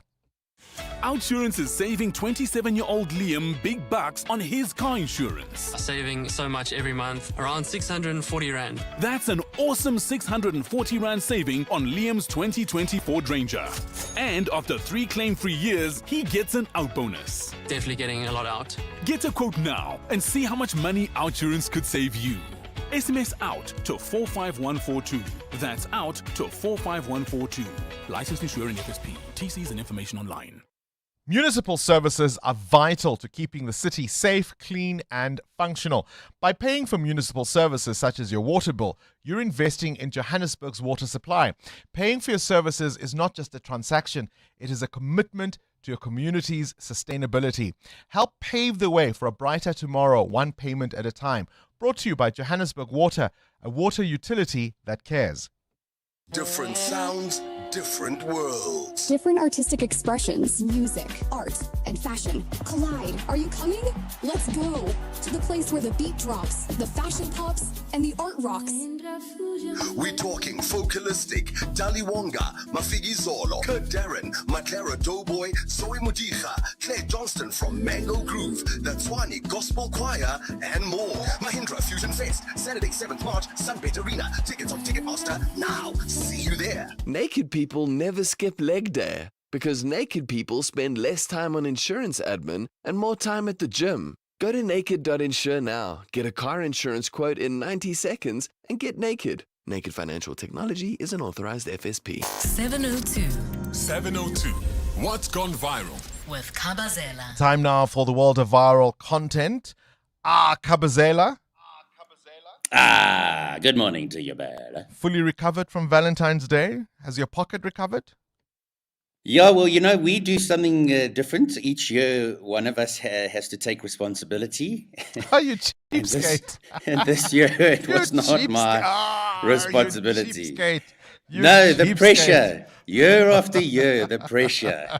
Eventually, I was like, let's just, what are you going to do? And then we decided, okay, one year, and it works out perfectly. I'm sure it does for you.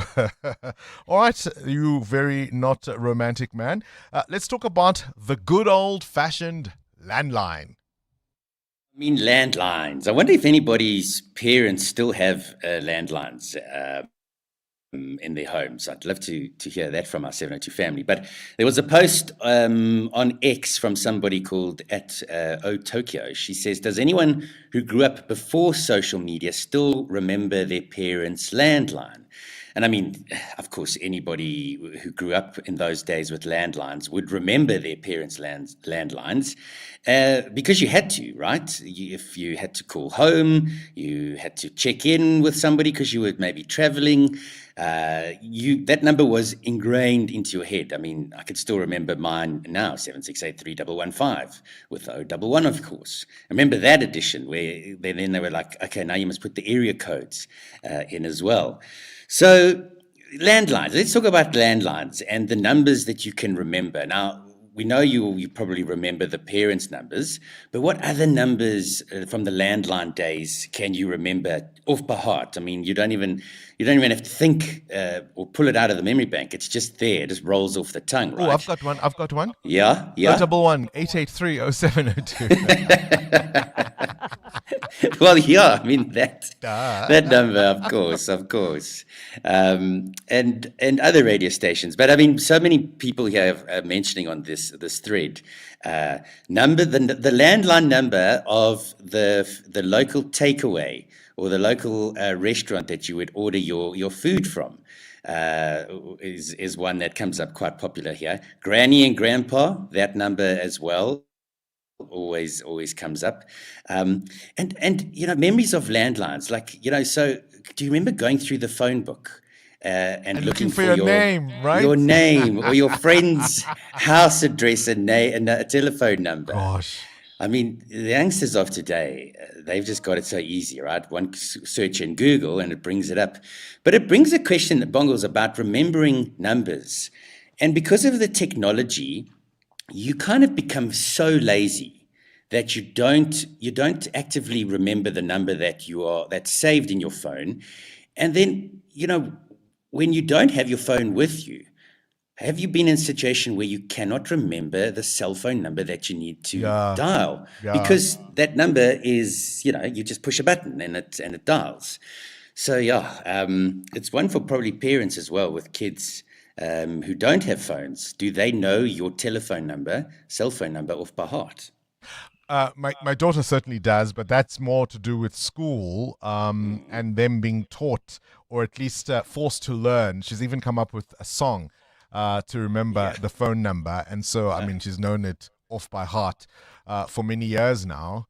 The awful thing is that I don't know her number off by heart. Yes.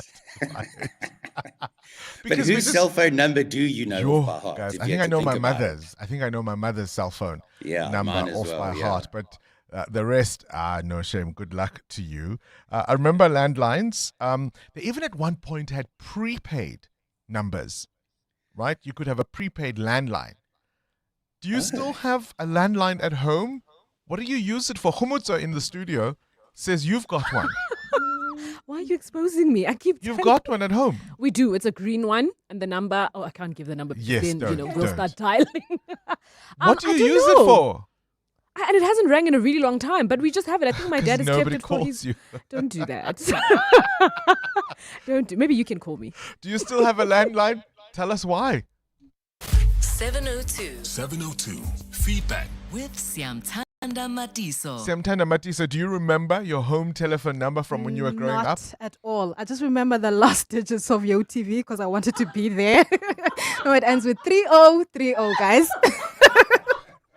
It's the only landline I can remember. I even remember the code to Mtata. 0471. Yes, it's still there. Oh, wow. And you've got to say it like that. Exactly. It's not 0471. 0471. What else you got? Listen, Bongs, why are you frustrating our 702 listeners this morning with that clip by our Minister of Water? It's raining. It's raining.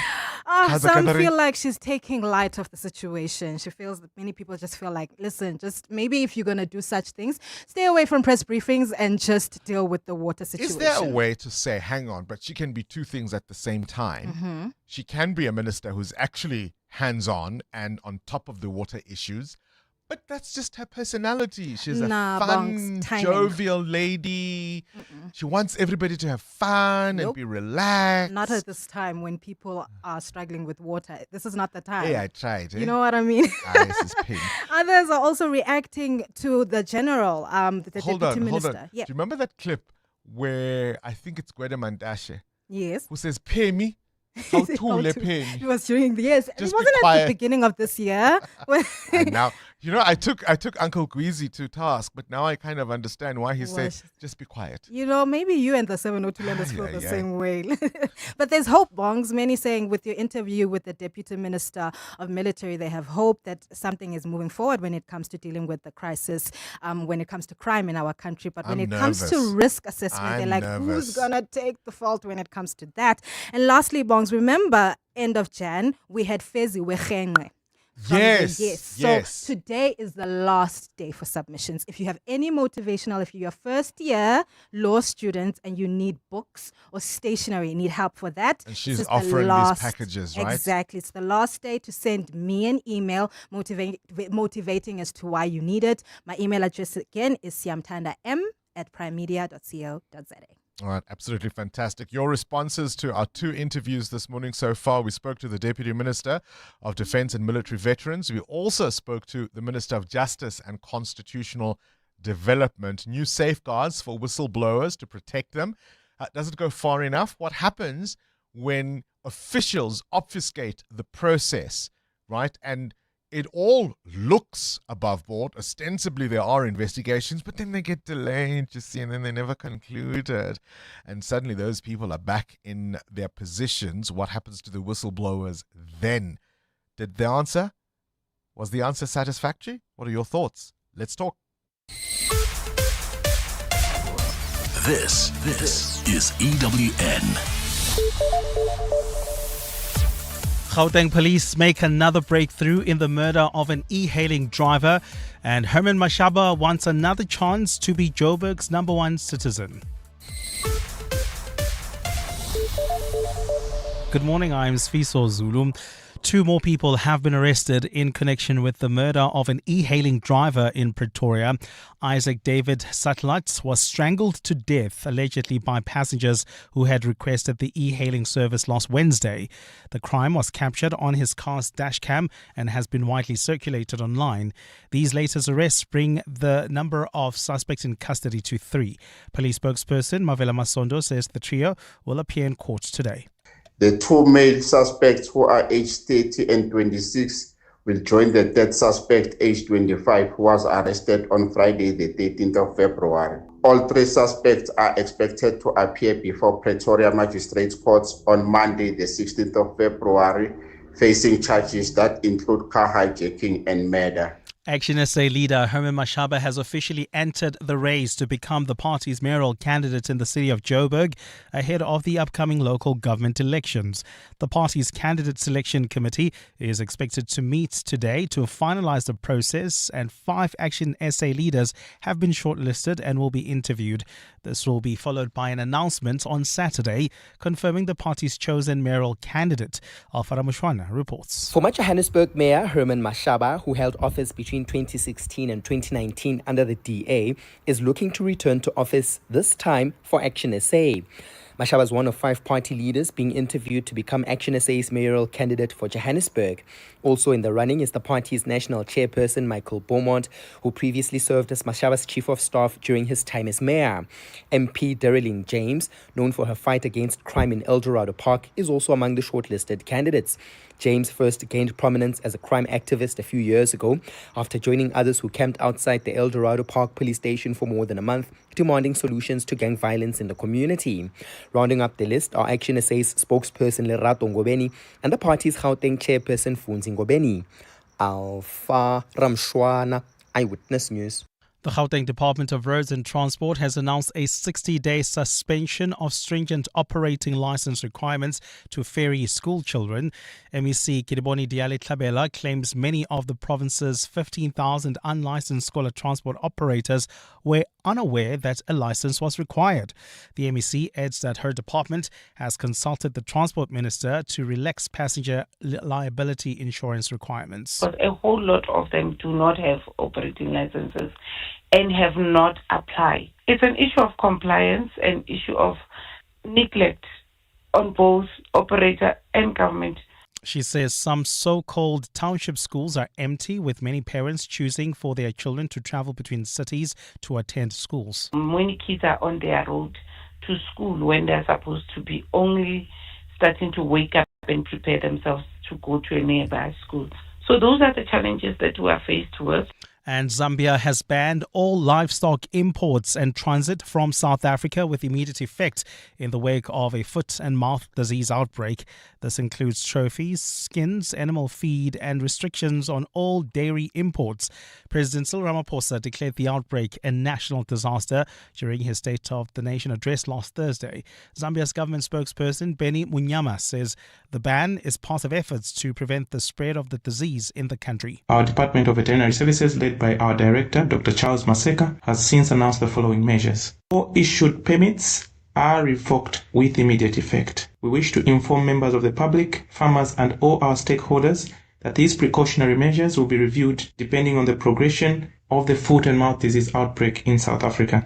Gold is trading at $4,991.92 an ounce. The rand is at 15.93 to the dollar, 21.72 to the pound, 18.90 to the euro. Brent crude oil is at $67.78 a barrel. In the traffic in Bedford View, anticipate heavy delays on the N3 North due to an accident just before Linksfield Road. And look out for faulty traffic lights in Sunninghill at Rivonia and Witkoppen Road.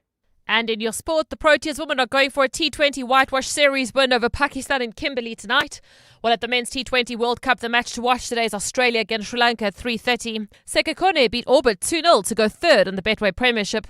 And France ran in 8 tries, thrashing Wales in the Six Nations. A partly cloudy day in store for Gauteng. The temperatures will peak at highs between 24 and 26. The top story in EWN this hour. 2 more people have been arrested in connection with the murder of an E-haling driver in Pretoria.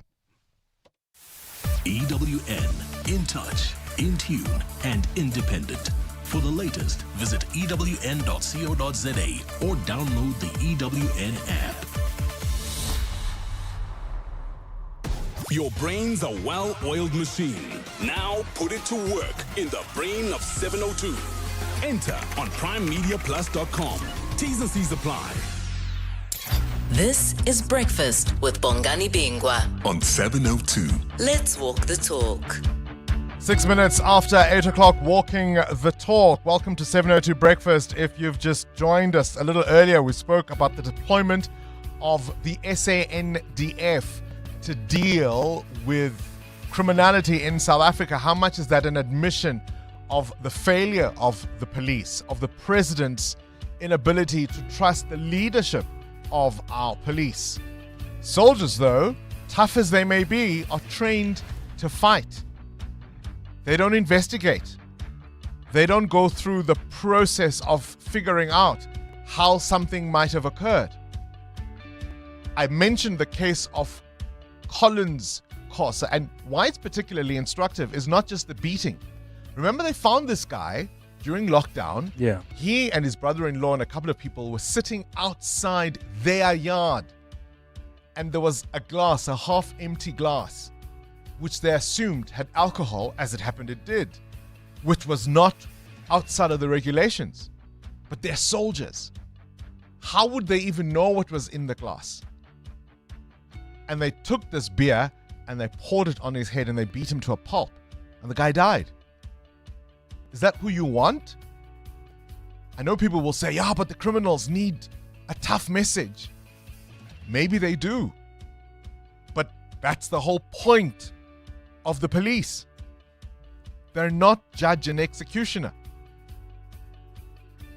They won't always know who's a criminal until it's been proved in a court of law. Will soldiers know?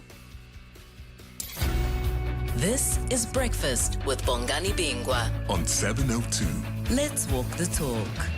Kabazela wants to know which landline number do you still know off by heart? Did you have a landline in your home? I remember at one point I had those, what would you call them? Portable. Those mobile. You know what? I mean, That's I suppose fancy. it was a mobile. It was a Panasonic. Yeah. This was the year 2006. Did it take messages as well? I think it did. I think it did. Homozo, you said something off air that I'm going to have to ask you to repeat it. This is strike 3 of this Homozo exposure. Hey, Amo must come back. You're done with this show. I said I have not seen in my life that, you know, that telephone that like you have to rotate in order to ring. I don't know. One. I don't even know how to describe it. How does it go? Don't do that. How does it go? Don't be that guy.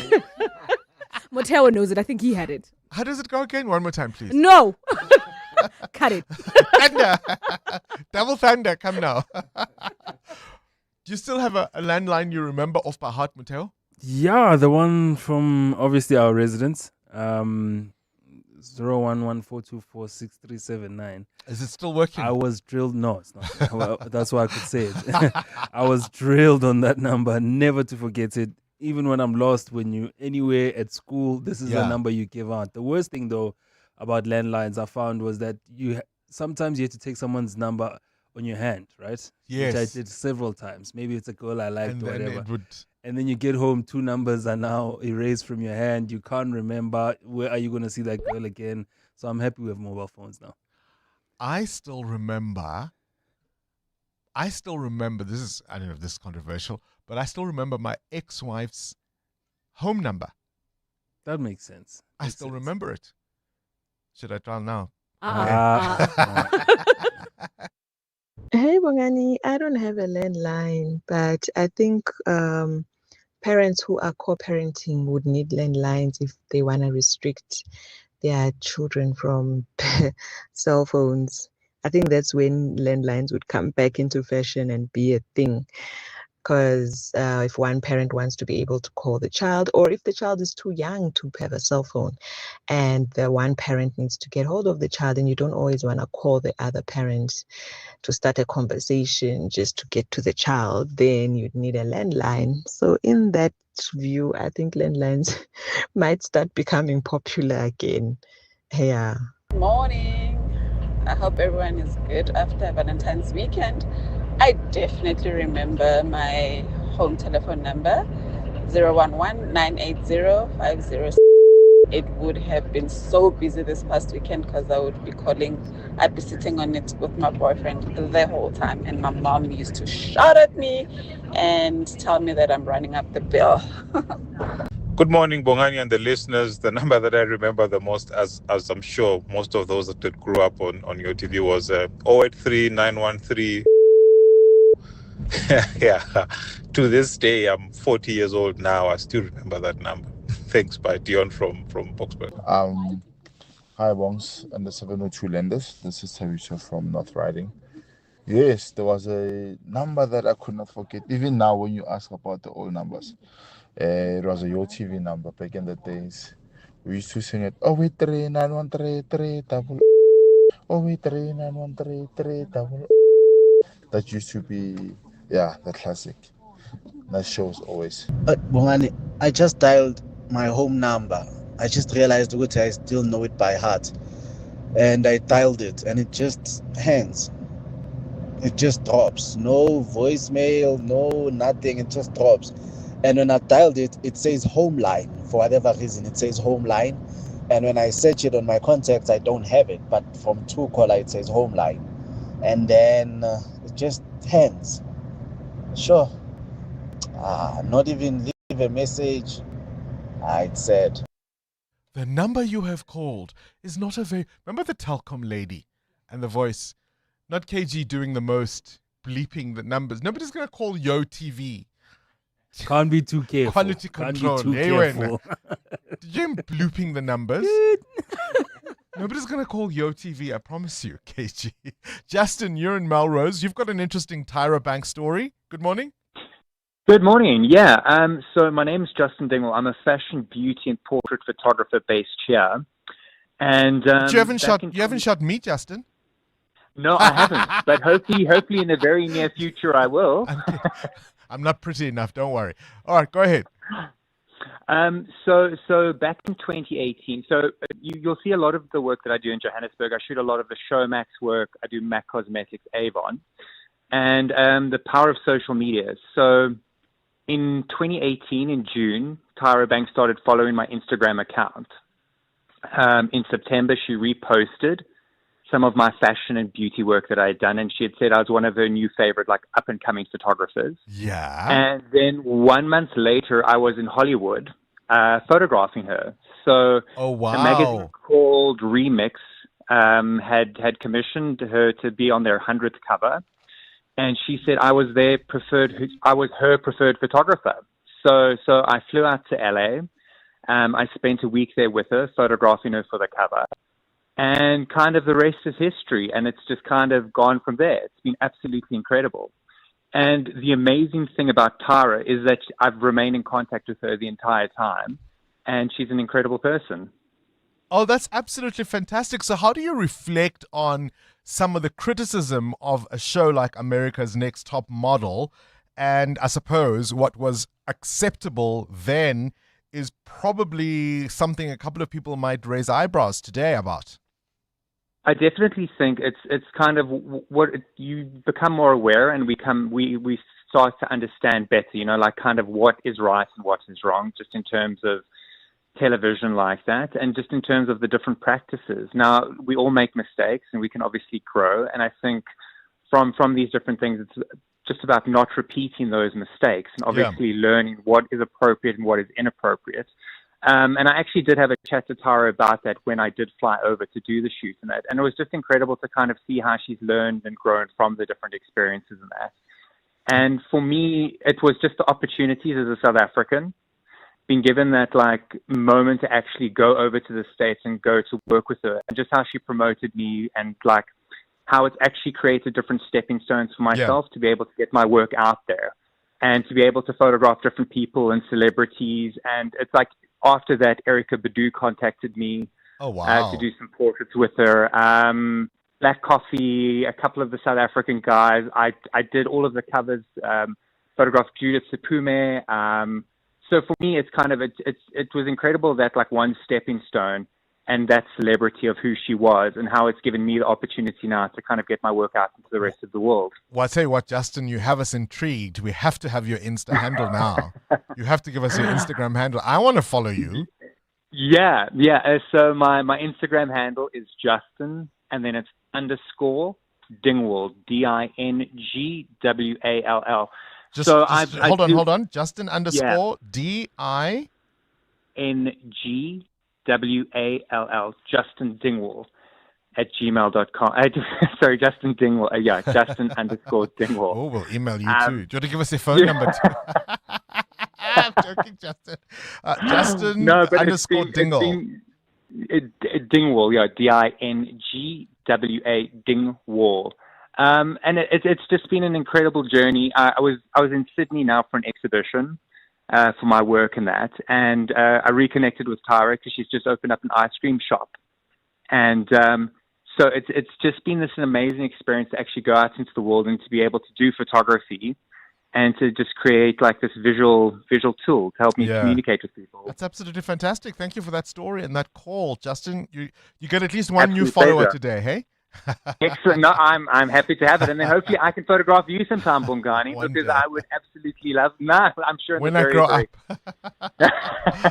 when I'm a model and I grow up. Justin, appreciate that call in Melrose. We're talking, of course, about this new documentary that's out, looking back on Tyra Banks and America's Next Top Model, and there you have it.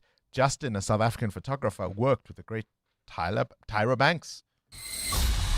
EWN Traffic. This EWN Traffic is brought to you by Persia. Pretty tough.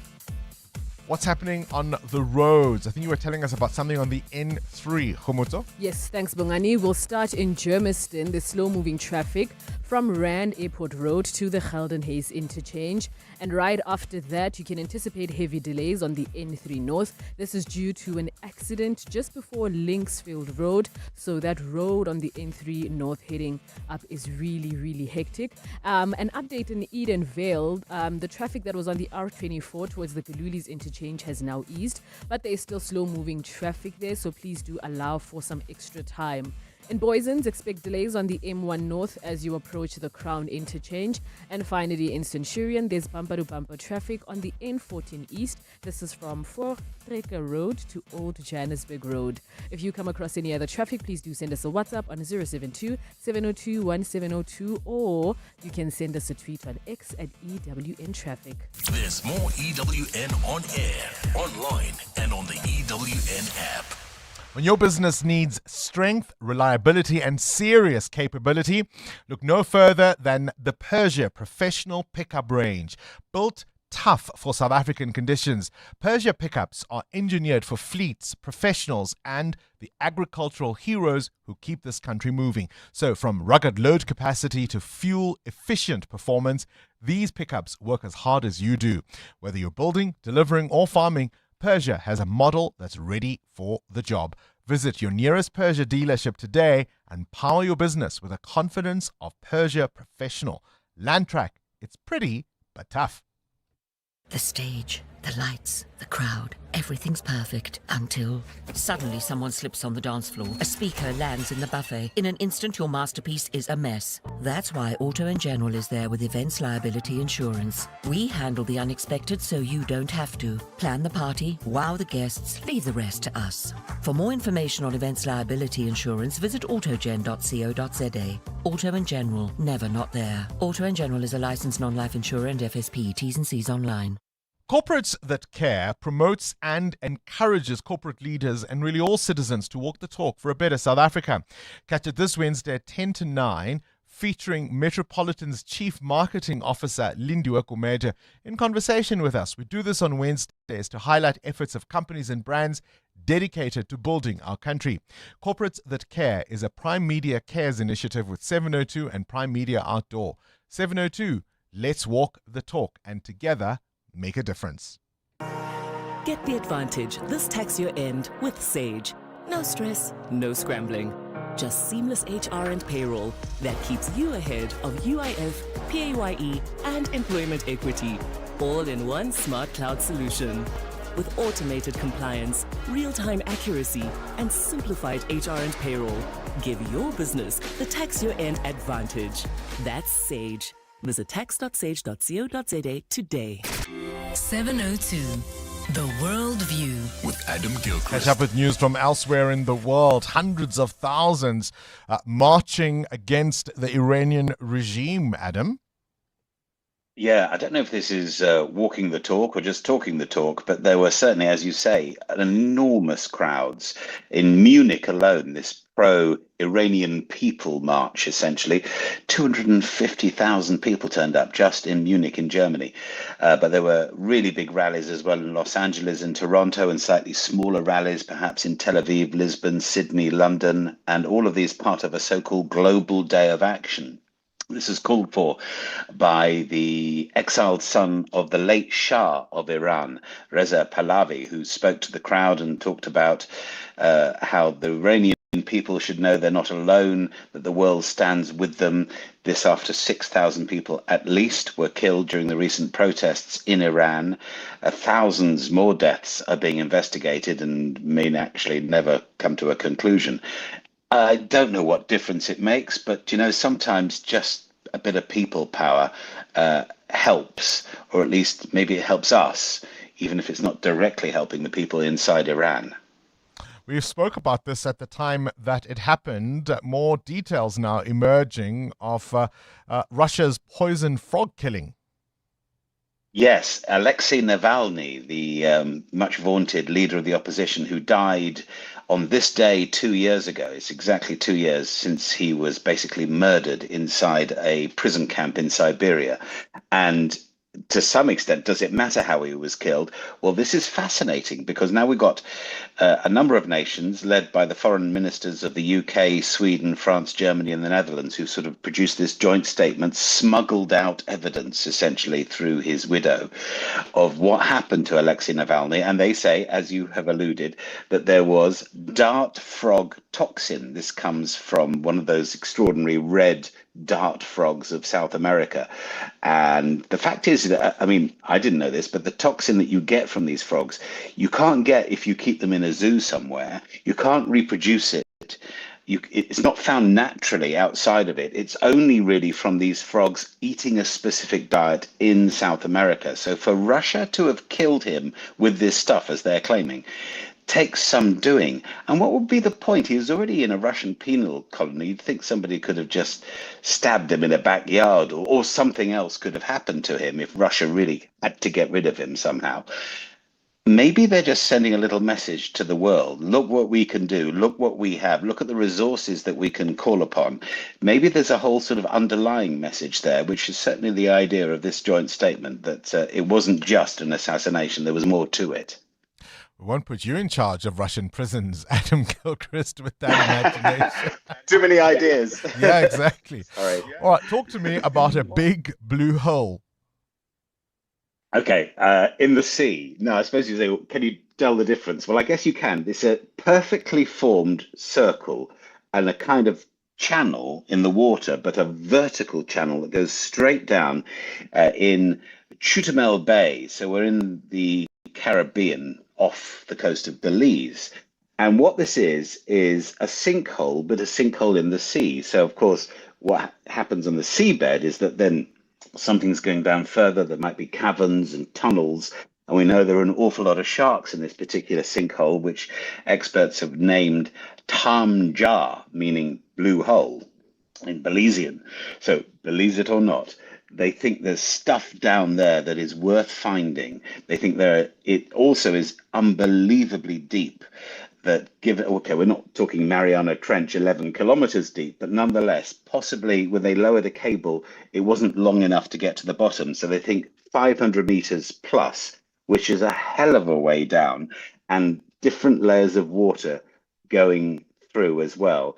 There's stuff down there, but whether, of course, it's too deep to actually find the stuff down there, we shall see. Or any frogs, I wonder, Adam.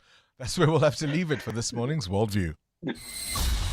EWN Traffic. 25 after 8, this EWN Traffic brought to you by Outsurance. SMS out to 45142 now.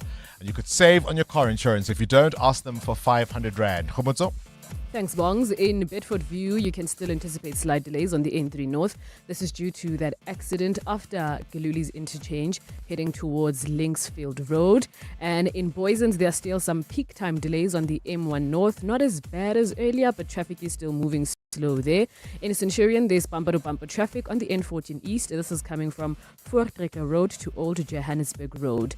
Look out also for 40 traffic lights on Sandton at Grayston Drive and the M1, and pulls off at Main and Witkopen. Likewise, if you come across any traffic, please do send us a WhatsApp on 072-702-1702, or how about you call us on that landline? There's more EWN on air, online, and on the EWN app. The Outsurance pointsmen know that every car on the road carries a story. There's a car with a work commuter. She's done this route 1,000 times. Perhaps she's daydreaming of a different job or just counting down to the weekend. The Outsurance pointsmen know it's not just another car in traffic. It's anticipation on the move. Every story's different and every story matters. That's why the Outsurance pointsmen have been doing what they do since 2005 in proud partnership with 702. Outsurance is a licensed insurer and FSP. EWN Business. Well, let's catch up with business news now. It's a long time and it's a long way from Molo Mhloba. Yeah, no, letting go of landlines has certainly helped Right? Telkom. They're doing quite well at the moment. Telecoms firm Telkom says it's benefiting from increasing data revenue from the third quarter ended in December. Data revenue was up close to 10%. It's 6.8 billion rand, contributing around 60% to total earnings. Telkom's mobile data revenue grew 12.9%, with fiber-related data increasing by 8.9%. Its mobile service revenue was up 7.2%. Its fiber unit, OpenServe, now saw overall revenue up 2.2%. The partially privately owned firm let go of its landline model to focus on handheld sets. It now boasts more than 25 million mobile subscribers. Mobile data subscribers increased by 29.3% to 19.3 million. So changing that model definitely working for Telkom. Now, it used to be when we thought about weight loss, we'd think eat less. Yes. But actually, it's drink less. It is drink less, and it's causing a bit of stress for a lot of brewers around the world. The world's largest brewer, AB InBev, is warning that consumer habits are changing. It's pointing to the rise of weight loss drugs like Ozempic and Wegovy as threats to beer demand. These medications, originally designed for diabetes, have been shown to reduce appetite and alcohol cravings, with some users reporting a decrease in drinking. The maker of Budweiser and Stella Artois released a positive profit guidance on Friday, expecting earnings growth of between 4 to 8% for 2026. Its rivals Heineken and Carlsberg coming in lower at between 2 and 6%. Now, AB InBev says it had invested $7.4 billion in sales and marketing, and it says it expects a lot of money to come through from hosting the Soccer World Cup, the Super Bowl, and the Winter Olympics. AB InBev, it says it's also shifting to what consumers want. They're adapting by expanding its no alcohol and low calorie beer options with brands like Corona Zero and Brutal Fruit as well. Somebody was tried to spark a debate around non-alcoholic beverages as being a gateway to alcohol. I mean, if you've been a drinker, for teenagers, I would understand how that would work. Really? Yeah, because now you wonder if you've never had alcohol before. But as somebody who's stopping drinking, I think it works out. Anyway, where's the rand? You don't believe me. 15 Rand 93 against the US dollar, 18 Rand 90 cents against the euro, and at 21 Rand 72 cents against the British pound. Price of gold down 1% at $4,988 an ounce, while platinum is at $2,050. Brent crude at $67.67 a barrel. Stephen Grotes with more this afternoon. Up next, in this next half an hour, we meet new contestants in the brain of 702, racking it all up on the way to giving away that grand prize of 30,000 Rand. In the meantime, Sfisa Zulu, what you got? Thanks, Barney. Good morning. E-hailing drivers are calling for panic buttons in their cars to be linked straight to police to curb attacks on operators. A driver was strangled to death by passengers who had requested the e-hailing service last Wednesday in Pretoria. The crime was captured on Isaac David Satala's car dash cam and has been widely circulated online. His body and car were found in Attridgeville. The National E-Hailing Federation of South Africa says an SAPS intervention is needed. Spokesperson Dela Masakale. We've identified all hotspot zones whereby we request that they station rapid response units specifically for e-hailing drivers, whereby these panic buttons are linked to these law enforcement agencies and not only the private companies, whereby they can then mitigate the response time. The Johannesburg Metro Police Department says it hopes vandals will be deterred by the conviction and sentencing of 4 people who were found guilty of vandalizing their Usindiso building in Marshalltown. 4 suspects were arrested in January last year when they were caught destroying the interior walls of the burnt structure. The building has been subject of an investigation since 76 occupants died when it caught fire in 2023. JMPD spokesperson Xolani Fihla says judgment was delivered last Tuesday following a lengthy trial. All 4 suspects were found guilty of malicious damage to property and trespassing, receiving sentences of up to 5 years direct imprisonment. Additionally, the court has ordered that 2 of the convicts who were also found guilty of illegal immigration to be deported to their countries of origin at their own costs upon completion of their sentences. The Good Party in the Western Cape is condemning plans to build a wall along the N2 near Cape Town International Airport. The party says the 100 million rand project mirrors apartheid-era spatial logic, hiding poverty from tourists instead of addressing the root causes of crime. Spokesperson Siyabulela Mamkeli says crime in the area is a result of economic exclusion. He's also said that he's also called on the city of Cape Town to account for the money spent on law enforcement deployments. Good demands answers. How much was spent on N2 law enforcement deployments? For how long? And what real impact did they have? The city is building a wall to shield tourists from poverty. And Lebanon says an Israeli strike near the Syrian border in the country's east has killed 4 people. Israel claims it was targeting operatives from Palestinian militant group Islamic Jihad. Despite a November 2024 truce that sought to end more than a year of hostilities between Israel and Hezbollah, Israel has kept up regular strikes on Lebanon, usually saying it is targeting an Iran-backed group, but occasionally also targeting its Palestinian ally Hamas. More than 370 people have been killed in Israeli attacks on Lebanon since the ceasefire took effect. A partly cloudy day in store for Gauteng today. The temperatures are at lows of 11 and 12 degrees, peaking at highs between 24 and 26. In the traffic, look out for faulty traffic lights in Amalgam at Main Reef Road and Nasrec Road, as well as in Sunninghill at Rivonia and Witkoppen Road. The top story this hour, e-hailing drivers are calling for panic buttons in their cars to be linked straight to police. The Checkers extravaganza is now on, with over 1,500 deals every week. Like Liquifruit 100% fruit juice blend, 2 litres for $49.99. Bon Aqua Pump Still Water, a 750ml 6-pack for $64.99. And Comfort Fabric Conditioner 800ml, buy any 2 and get a third free. Save 63 Rand. Valid until 22 February, only at Checkers, Checkers Hyper, or shop on 6060. Growing a business is a 24/7 job. In fact, 55% of small business owners say they can never switch off. Usually it's personal moments like missed date nights and long overdue holidays that pay the price. Well, Zero wants to help you claim one back with emotional tax return. To enter, share a moment you missed while growing your business on Instagram stories and tag at Zero. So that's at XERO, spelt with an X. Competition ends 22 March. T's and C's apply. In my industry, the mission is to turn the G in GDP green. After all, good business shouldn't cost the earth.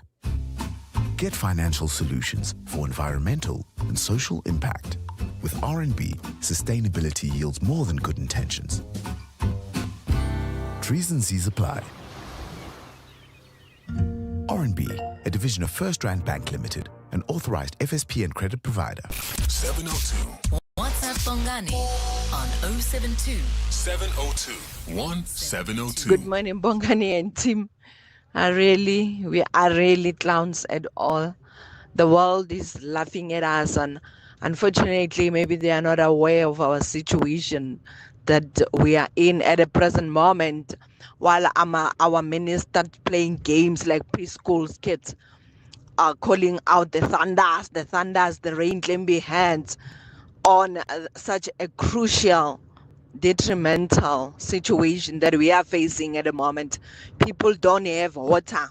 The pipes have bursted or whatsoever they need to be changed. We don't know if it is a deliberate act or what. A human rights, just water.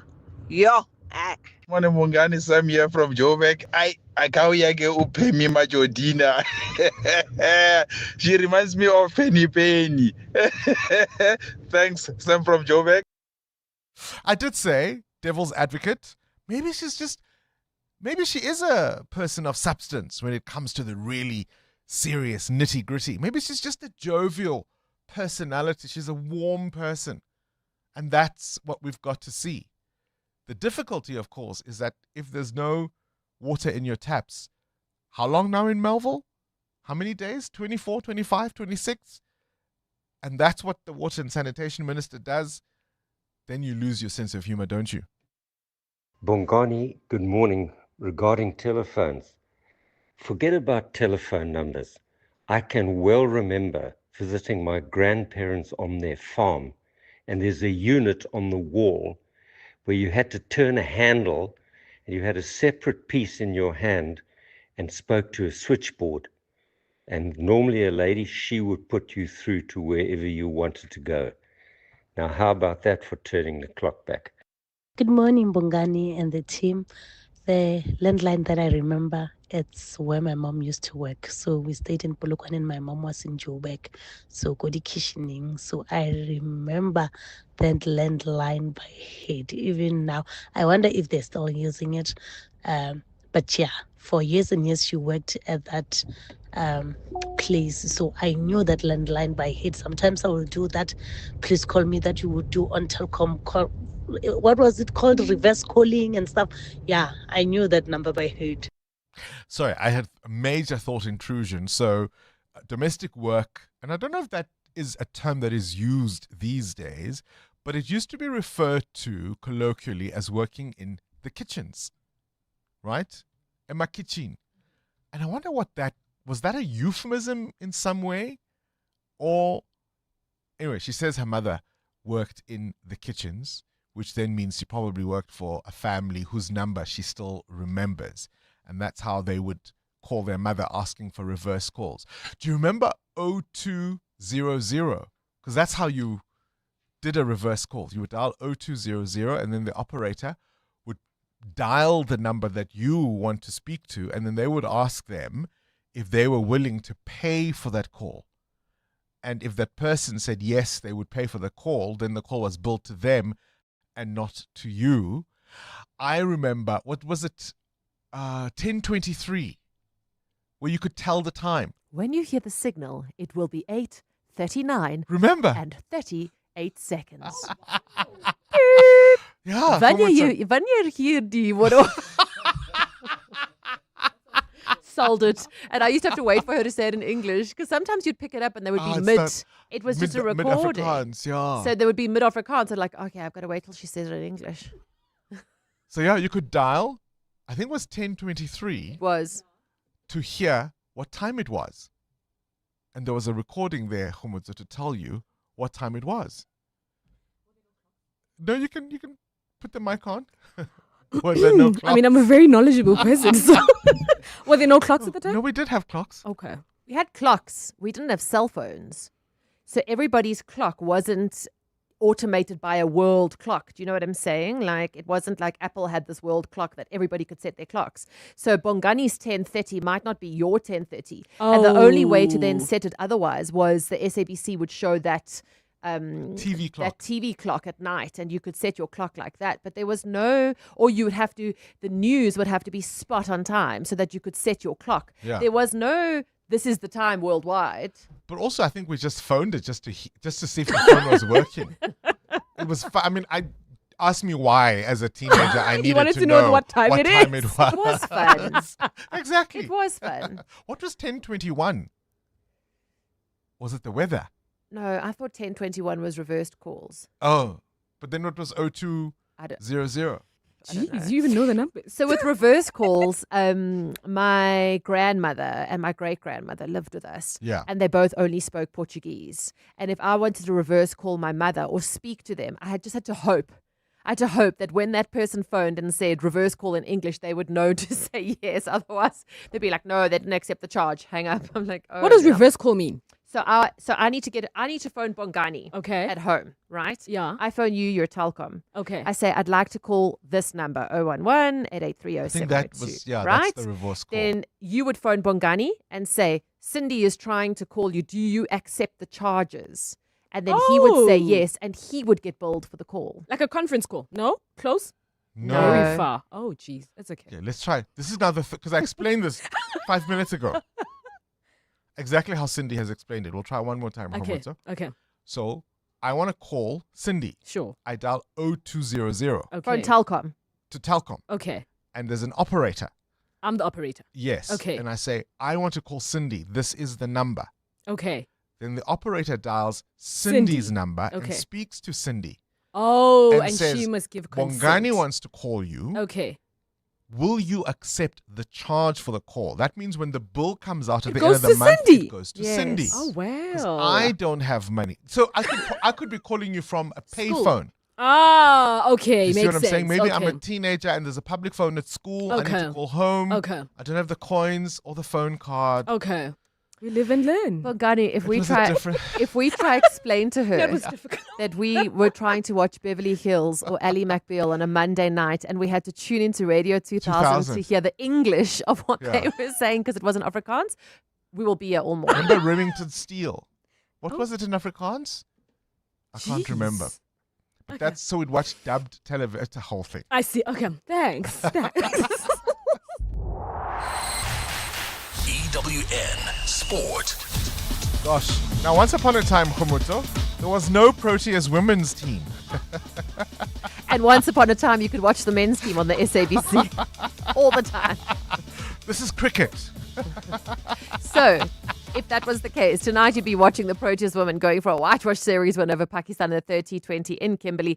Here's Nadine de Klerk. We had a few tough conversations and we knew that we want to be better. So I think it's just about executing on the day. And we also know that, like I said, cricket is a funny game. You're not always going to rock up and execute, but it's about learning from those games and then coming back the next one and try and be better. And we were much better in the second game.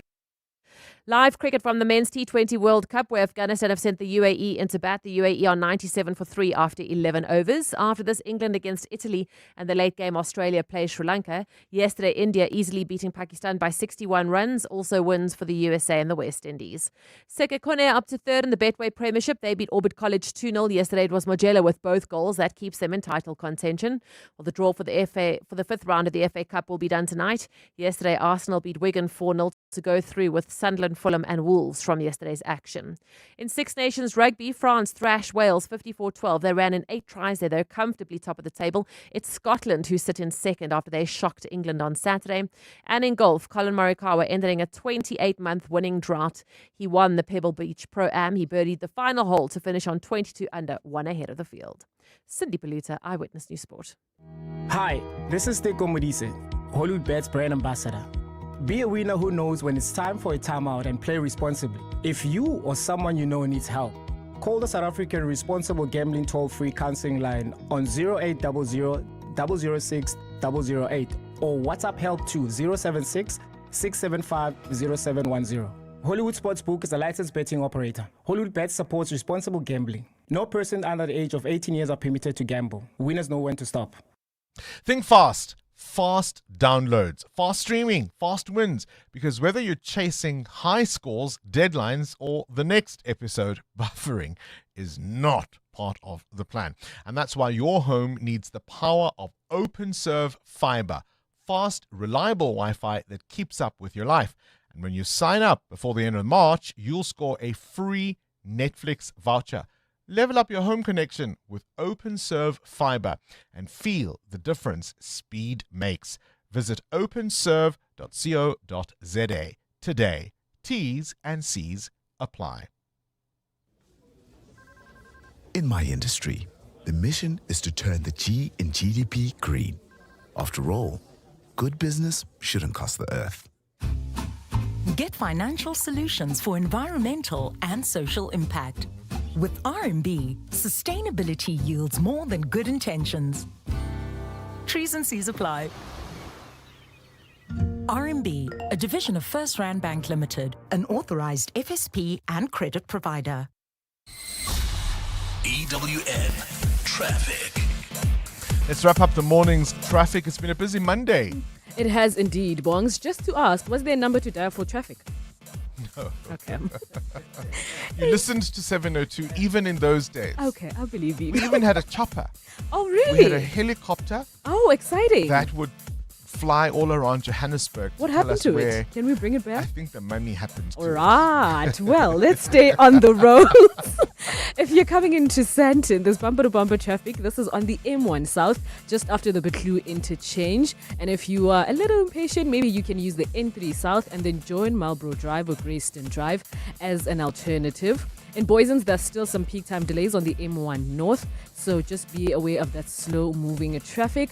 And lastly, in Centurion, there's slow-moving traffic as well on the N14 East. This is from Voortrekker Road to Old Johannesburg Road. If you come across any other traffic, please do send us a tweet on X at EWN Traffic. There's more EWN on air, online, and on the EWN app. Today's forecast is calm conditions inside your Mazda CX-5. It'll be warm, so likely your cabin chills before you even ask. Patches of scattered traffic, but with heads-up display and lane keep assist, you'll feel like you're alone on the road. Clouds this evening. Perfect for that Bose sound system. And later, skin tingles as you take that curve a little too beautifully. The feeling will find you in the Mazda CX-5. Wonder awaits. Okay, truck 7, that has 0 warning lights. Truck 8, it's just been serviced. I guess we're running like a well-oiled machine. Where would I be without MyWay's comprehensive cover for my vans and trucks? Plus, cover for my customers' orders with goods and transit insurance. I guess we'll never know. Visit myway.co.za or dial 0860 64 64 64 and get a quote today. MyWay is a licensed non-life insurer and FSP. T's, C's and standard rates apply. MyWay. Live your way. Coming up on the Clement Manyatela Show on 702. Let's catch up now with the Clement Manyatela Show. Clement coming to us from our Cape Town studios this morning. Clement, a very good morning to you. Good morning. How are you doing? It's raining. The clouds are shame, gathering. is it? It's right. It's thunder. Double thunder. Yeah, I believe it's 37 degrees in Cape Town today. Yeah, it's That's a the beautiful maximum day. expected later on. Yeah, Nina manzi lapha Jos. Yo, guys. Eish, I was at a hotel this weekend. Yeah. Lucky you. I went to shower. So, coming up on the show, we're going to start with the 702 open line. Yeah. Herman Mashaba has now officially entered the race for mayor of Johannesburg. And if I were to ask you, honestly, Bongani, who in the ANC do you think can take on Herman and Helen?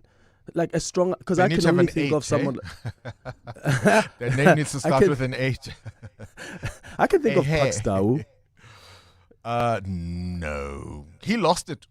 If you remember, he was the mayor. He's the mayor who lost Joburg for the ANC for a while. He was the mayor, and after he lost it, and other people, ANC guys came in. There are people who actually thought, oh my goodness, actually that's the man who did a much better job than the guys who followed him. Yeah, no.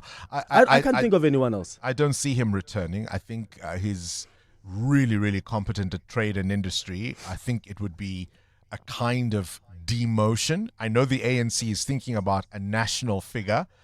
It'd be difficult to have two centers of power with Loyiso Masuku now, of course, the chair of the ANC in Johannesburg, and she certainly has ambitions. Do you think she's strong enough to take on Herman and Helen? Part of the difficulty, and Stembiso Msomi argues this in his piece in the Sowetan today, which I thought was an interesting one.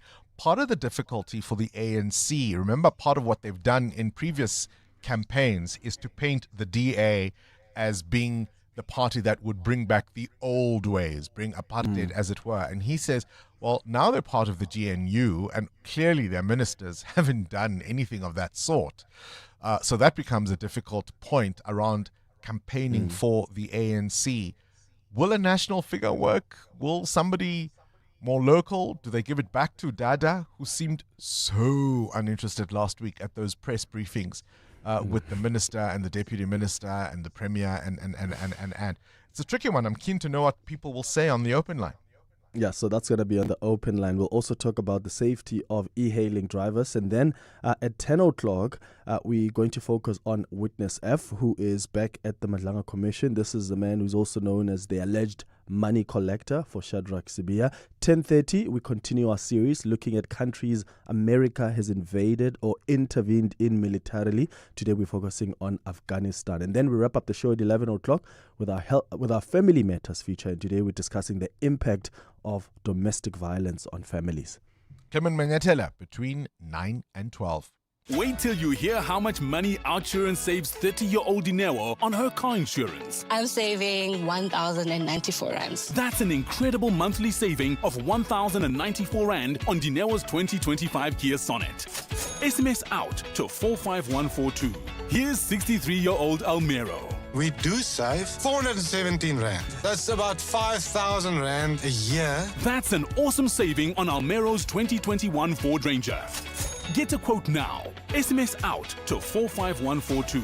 With Outsurance, after 3 claim-free years, you get an out bonus. Can't wait for that. A little bit of cash for a girl to have a little bit of fun, eh? Always getting something out. You also get 5 million Rand third-party liability cover, covering damage to the other person's vehicle in an accident. How much could Outsurance save you? Get a quote now. SMS out to 45142. That's out to 45142. Licensed insurer in FSP. TCs and information online. Buy any Hills pet food and you could win one of 10 holidays worth 200,000 Rand each. Or take the bucks. Scientifically proven formulas for your pet. An adventure for you. Hills Pet Nutrition. Science does more. T's and C's apply. When the brightest brains collide in the biggest general knowledge quiz in Gauteng, it's time for the Brain of 702. Yes, indeed, the Brain of 702. Time to put your brilliance on display and prove your mental might. There's a share of 130,000 Rand in cash. So 1,500 Rand for this round and another 1,500 Rand if you win at the end of the day. 10,000 Rand for the Brain of the Week. 30,000 Rand for the Brain of 702. You simply go to register on primemediaplus.com and we could be calling you. So it's the start of a brand new week, which means brand new contestants. We'll start with Mxolisi. Mxolisi, I'm told this is your first time you're playing. You've been trying for years, yeah? I have been, but maybe this is my chance. What's your strongest category, do you think? I think maybe entertainment. Entertainment, all right. Honestly, no pressure, no pressure. We'll see how it goes. Stay on the line. You're up against Pumla. You have played quizzes before, but never on 702. So you're a first timer too. Hi, Bongani. Yes, and hi to the listener. I have played. You've played the Brain of 702 before? Brain of Cape Talk. Brain of Cape Talk you have played. Well, let's see if you'll do well on 702. Both of you know how it works. You have 60 seconds. I've got 15 questions. The contestant who gets the most correct answers will be the winner. If the scores are equal, we will, of course, play sudden death. Mxolisi, we'll start with you. Not quite ladies first this time. Here we go. KG, start the clock. 3, 2, 1. Spell the word abysmal. ABISMAL. It's ABYSMAL. Anna, Christoph, and Olaf are characters in which animated movie series? Frozen. Correct, true or Frozen. false? Alpha is the first letter of the Greek alphabet. True. Correct. Which is the brightest star that we see in the sky every day? It's the sun. Correct. In entertainment, SAFTA stands for South African Film and What Awards? Television. Correct. Your toenails consist of what substance beginning with K? Keratin. Correct. Which American sport has positions like center and point guard? American football. It's basketball. True or false? Oh. An APGAR score is used to determine the health of newborn babies. True. Correct. Which Asian country produces the most tea in the world? China. Correct. Which word means gargantuan? Is it petite or mammoth? Mammoth. Correct. Through which continent does the equator and two tropics run would have been the question. We don't have enough time. Africa, of course, was the answer we were looking for there. Not a bad round. Not a bad round indeed. Mxolisi, 10 questions asked. 8 correct answers. That's a very good score for That's the not first bad. time. How are you feeling? Are you happy with yourself? I think I'm even more nervous now. Well, you stay on the line. Pumla, 8 or better to stay in the competition, my friend. Are you ready? Yes, I'm ready. As you'll ever be. KG, start the clock. 3, 2, 1. Spell the word erosion. EROSION. Correct. Fiona, Donkey, and Prince Charming are characters in which movie series? Shrek. Correct. True or false? Beta is the last letter of the Greek alphabet. False. Correct. What's the brightest object in the night sky after the moon? Stars. Venus. In entertainment, SAMA stands for South African What Awards? Can you repeat that? In entertainment, SAMA stands for South African What Awards? Music Awards. Correct. Your ear consists of skin over what substance beginning with C? Skip. Cartilage. Which American sport has positions like defenseman and goaltender? American football. Ice hockey. True or false? BMI or body mass index is a measure of weight relative to height. True. Correct. Which South American country produces the most coffee in the world? Venezuela. It would have been Brazil. The correct answer would have been Brazil. Not so good for you, I'm afraid, Pumla. You walk away with 5 correct answers. Well tried, but not to be this time. And that means, Mxolisi, you are our brain of the morning. You've won 1,500 Rand. Yay! You'll play again. You'll play again with John Polman this afternoon. So the trick for you, Mxolisi, is to try and stand until Friday afternoon. If you do, you'll win 10,000 Rand, hey? I intend to. And it's then my daughter's birthday, so I have to It's whose raise birthday? funds somehow. My daughter, she turns 13 next week. Oh, same like So I'm you. raising funds. This is a Same like fundraising you. mission. Good luck to you. Mxolisi, Thank you very much. congratulations. Our brain for the morning. He'll play again, as I say, with John Polman later this afternoon. If you want your chance to walk away with the Ultimate General Knowledge Prize, go to primemediaplus.com to register. 702 podcasts are on 702.co.za. Good morning, Bongani. Yes, on the issue of the troops, we cannot say it's not going to work or it's going to work because you are highlighting only the incident that happened in Alexander. And the people of Western Cape, they have been preaching that they need the soldiers. Good morning, Bongani and the team.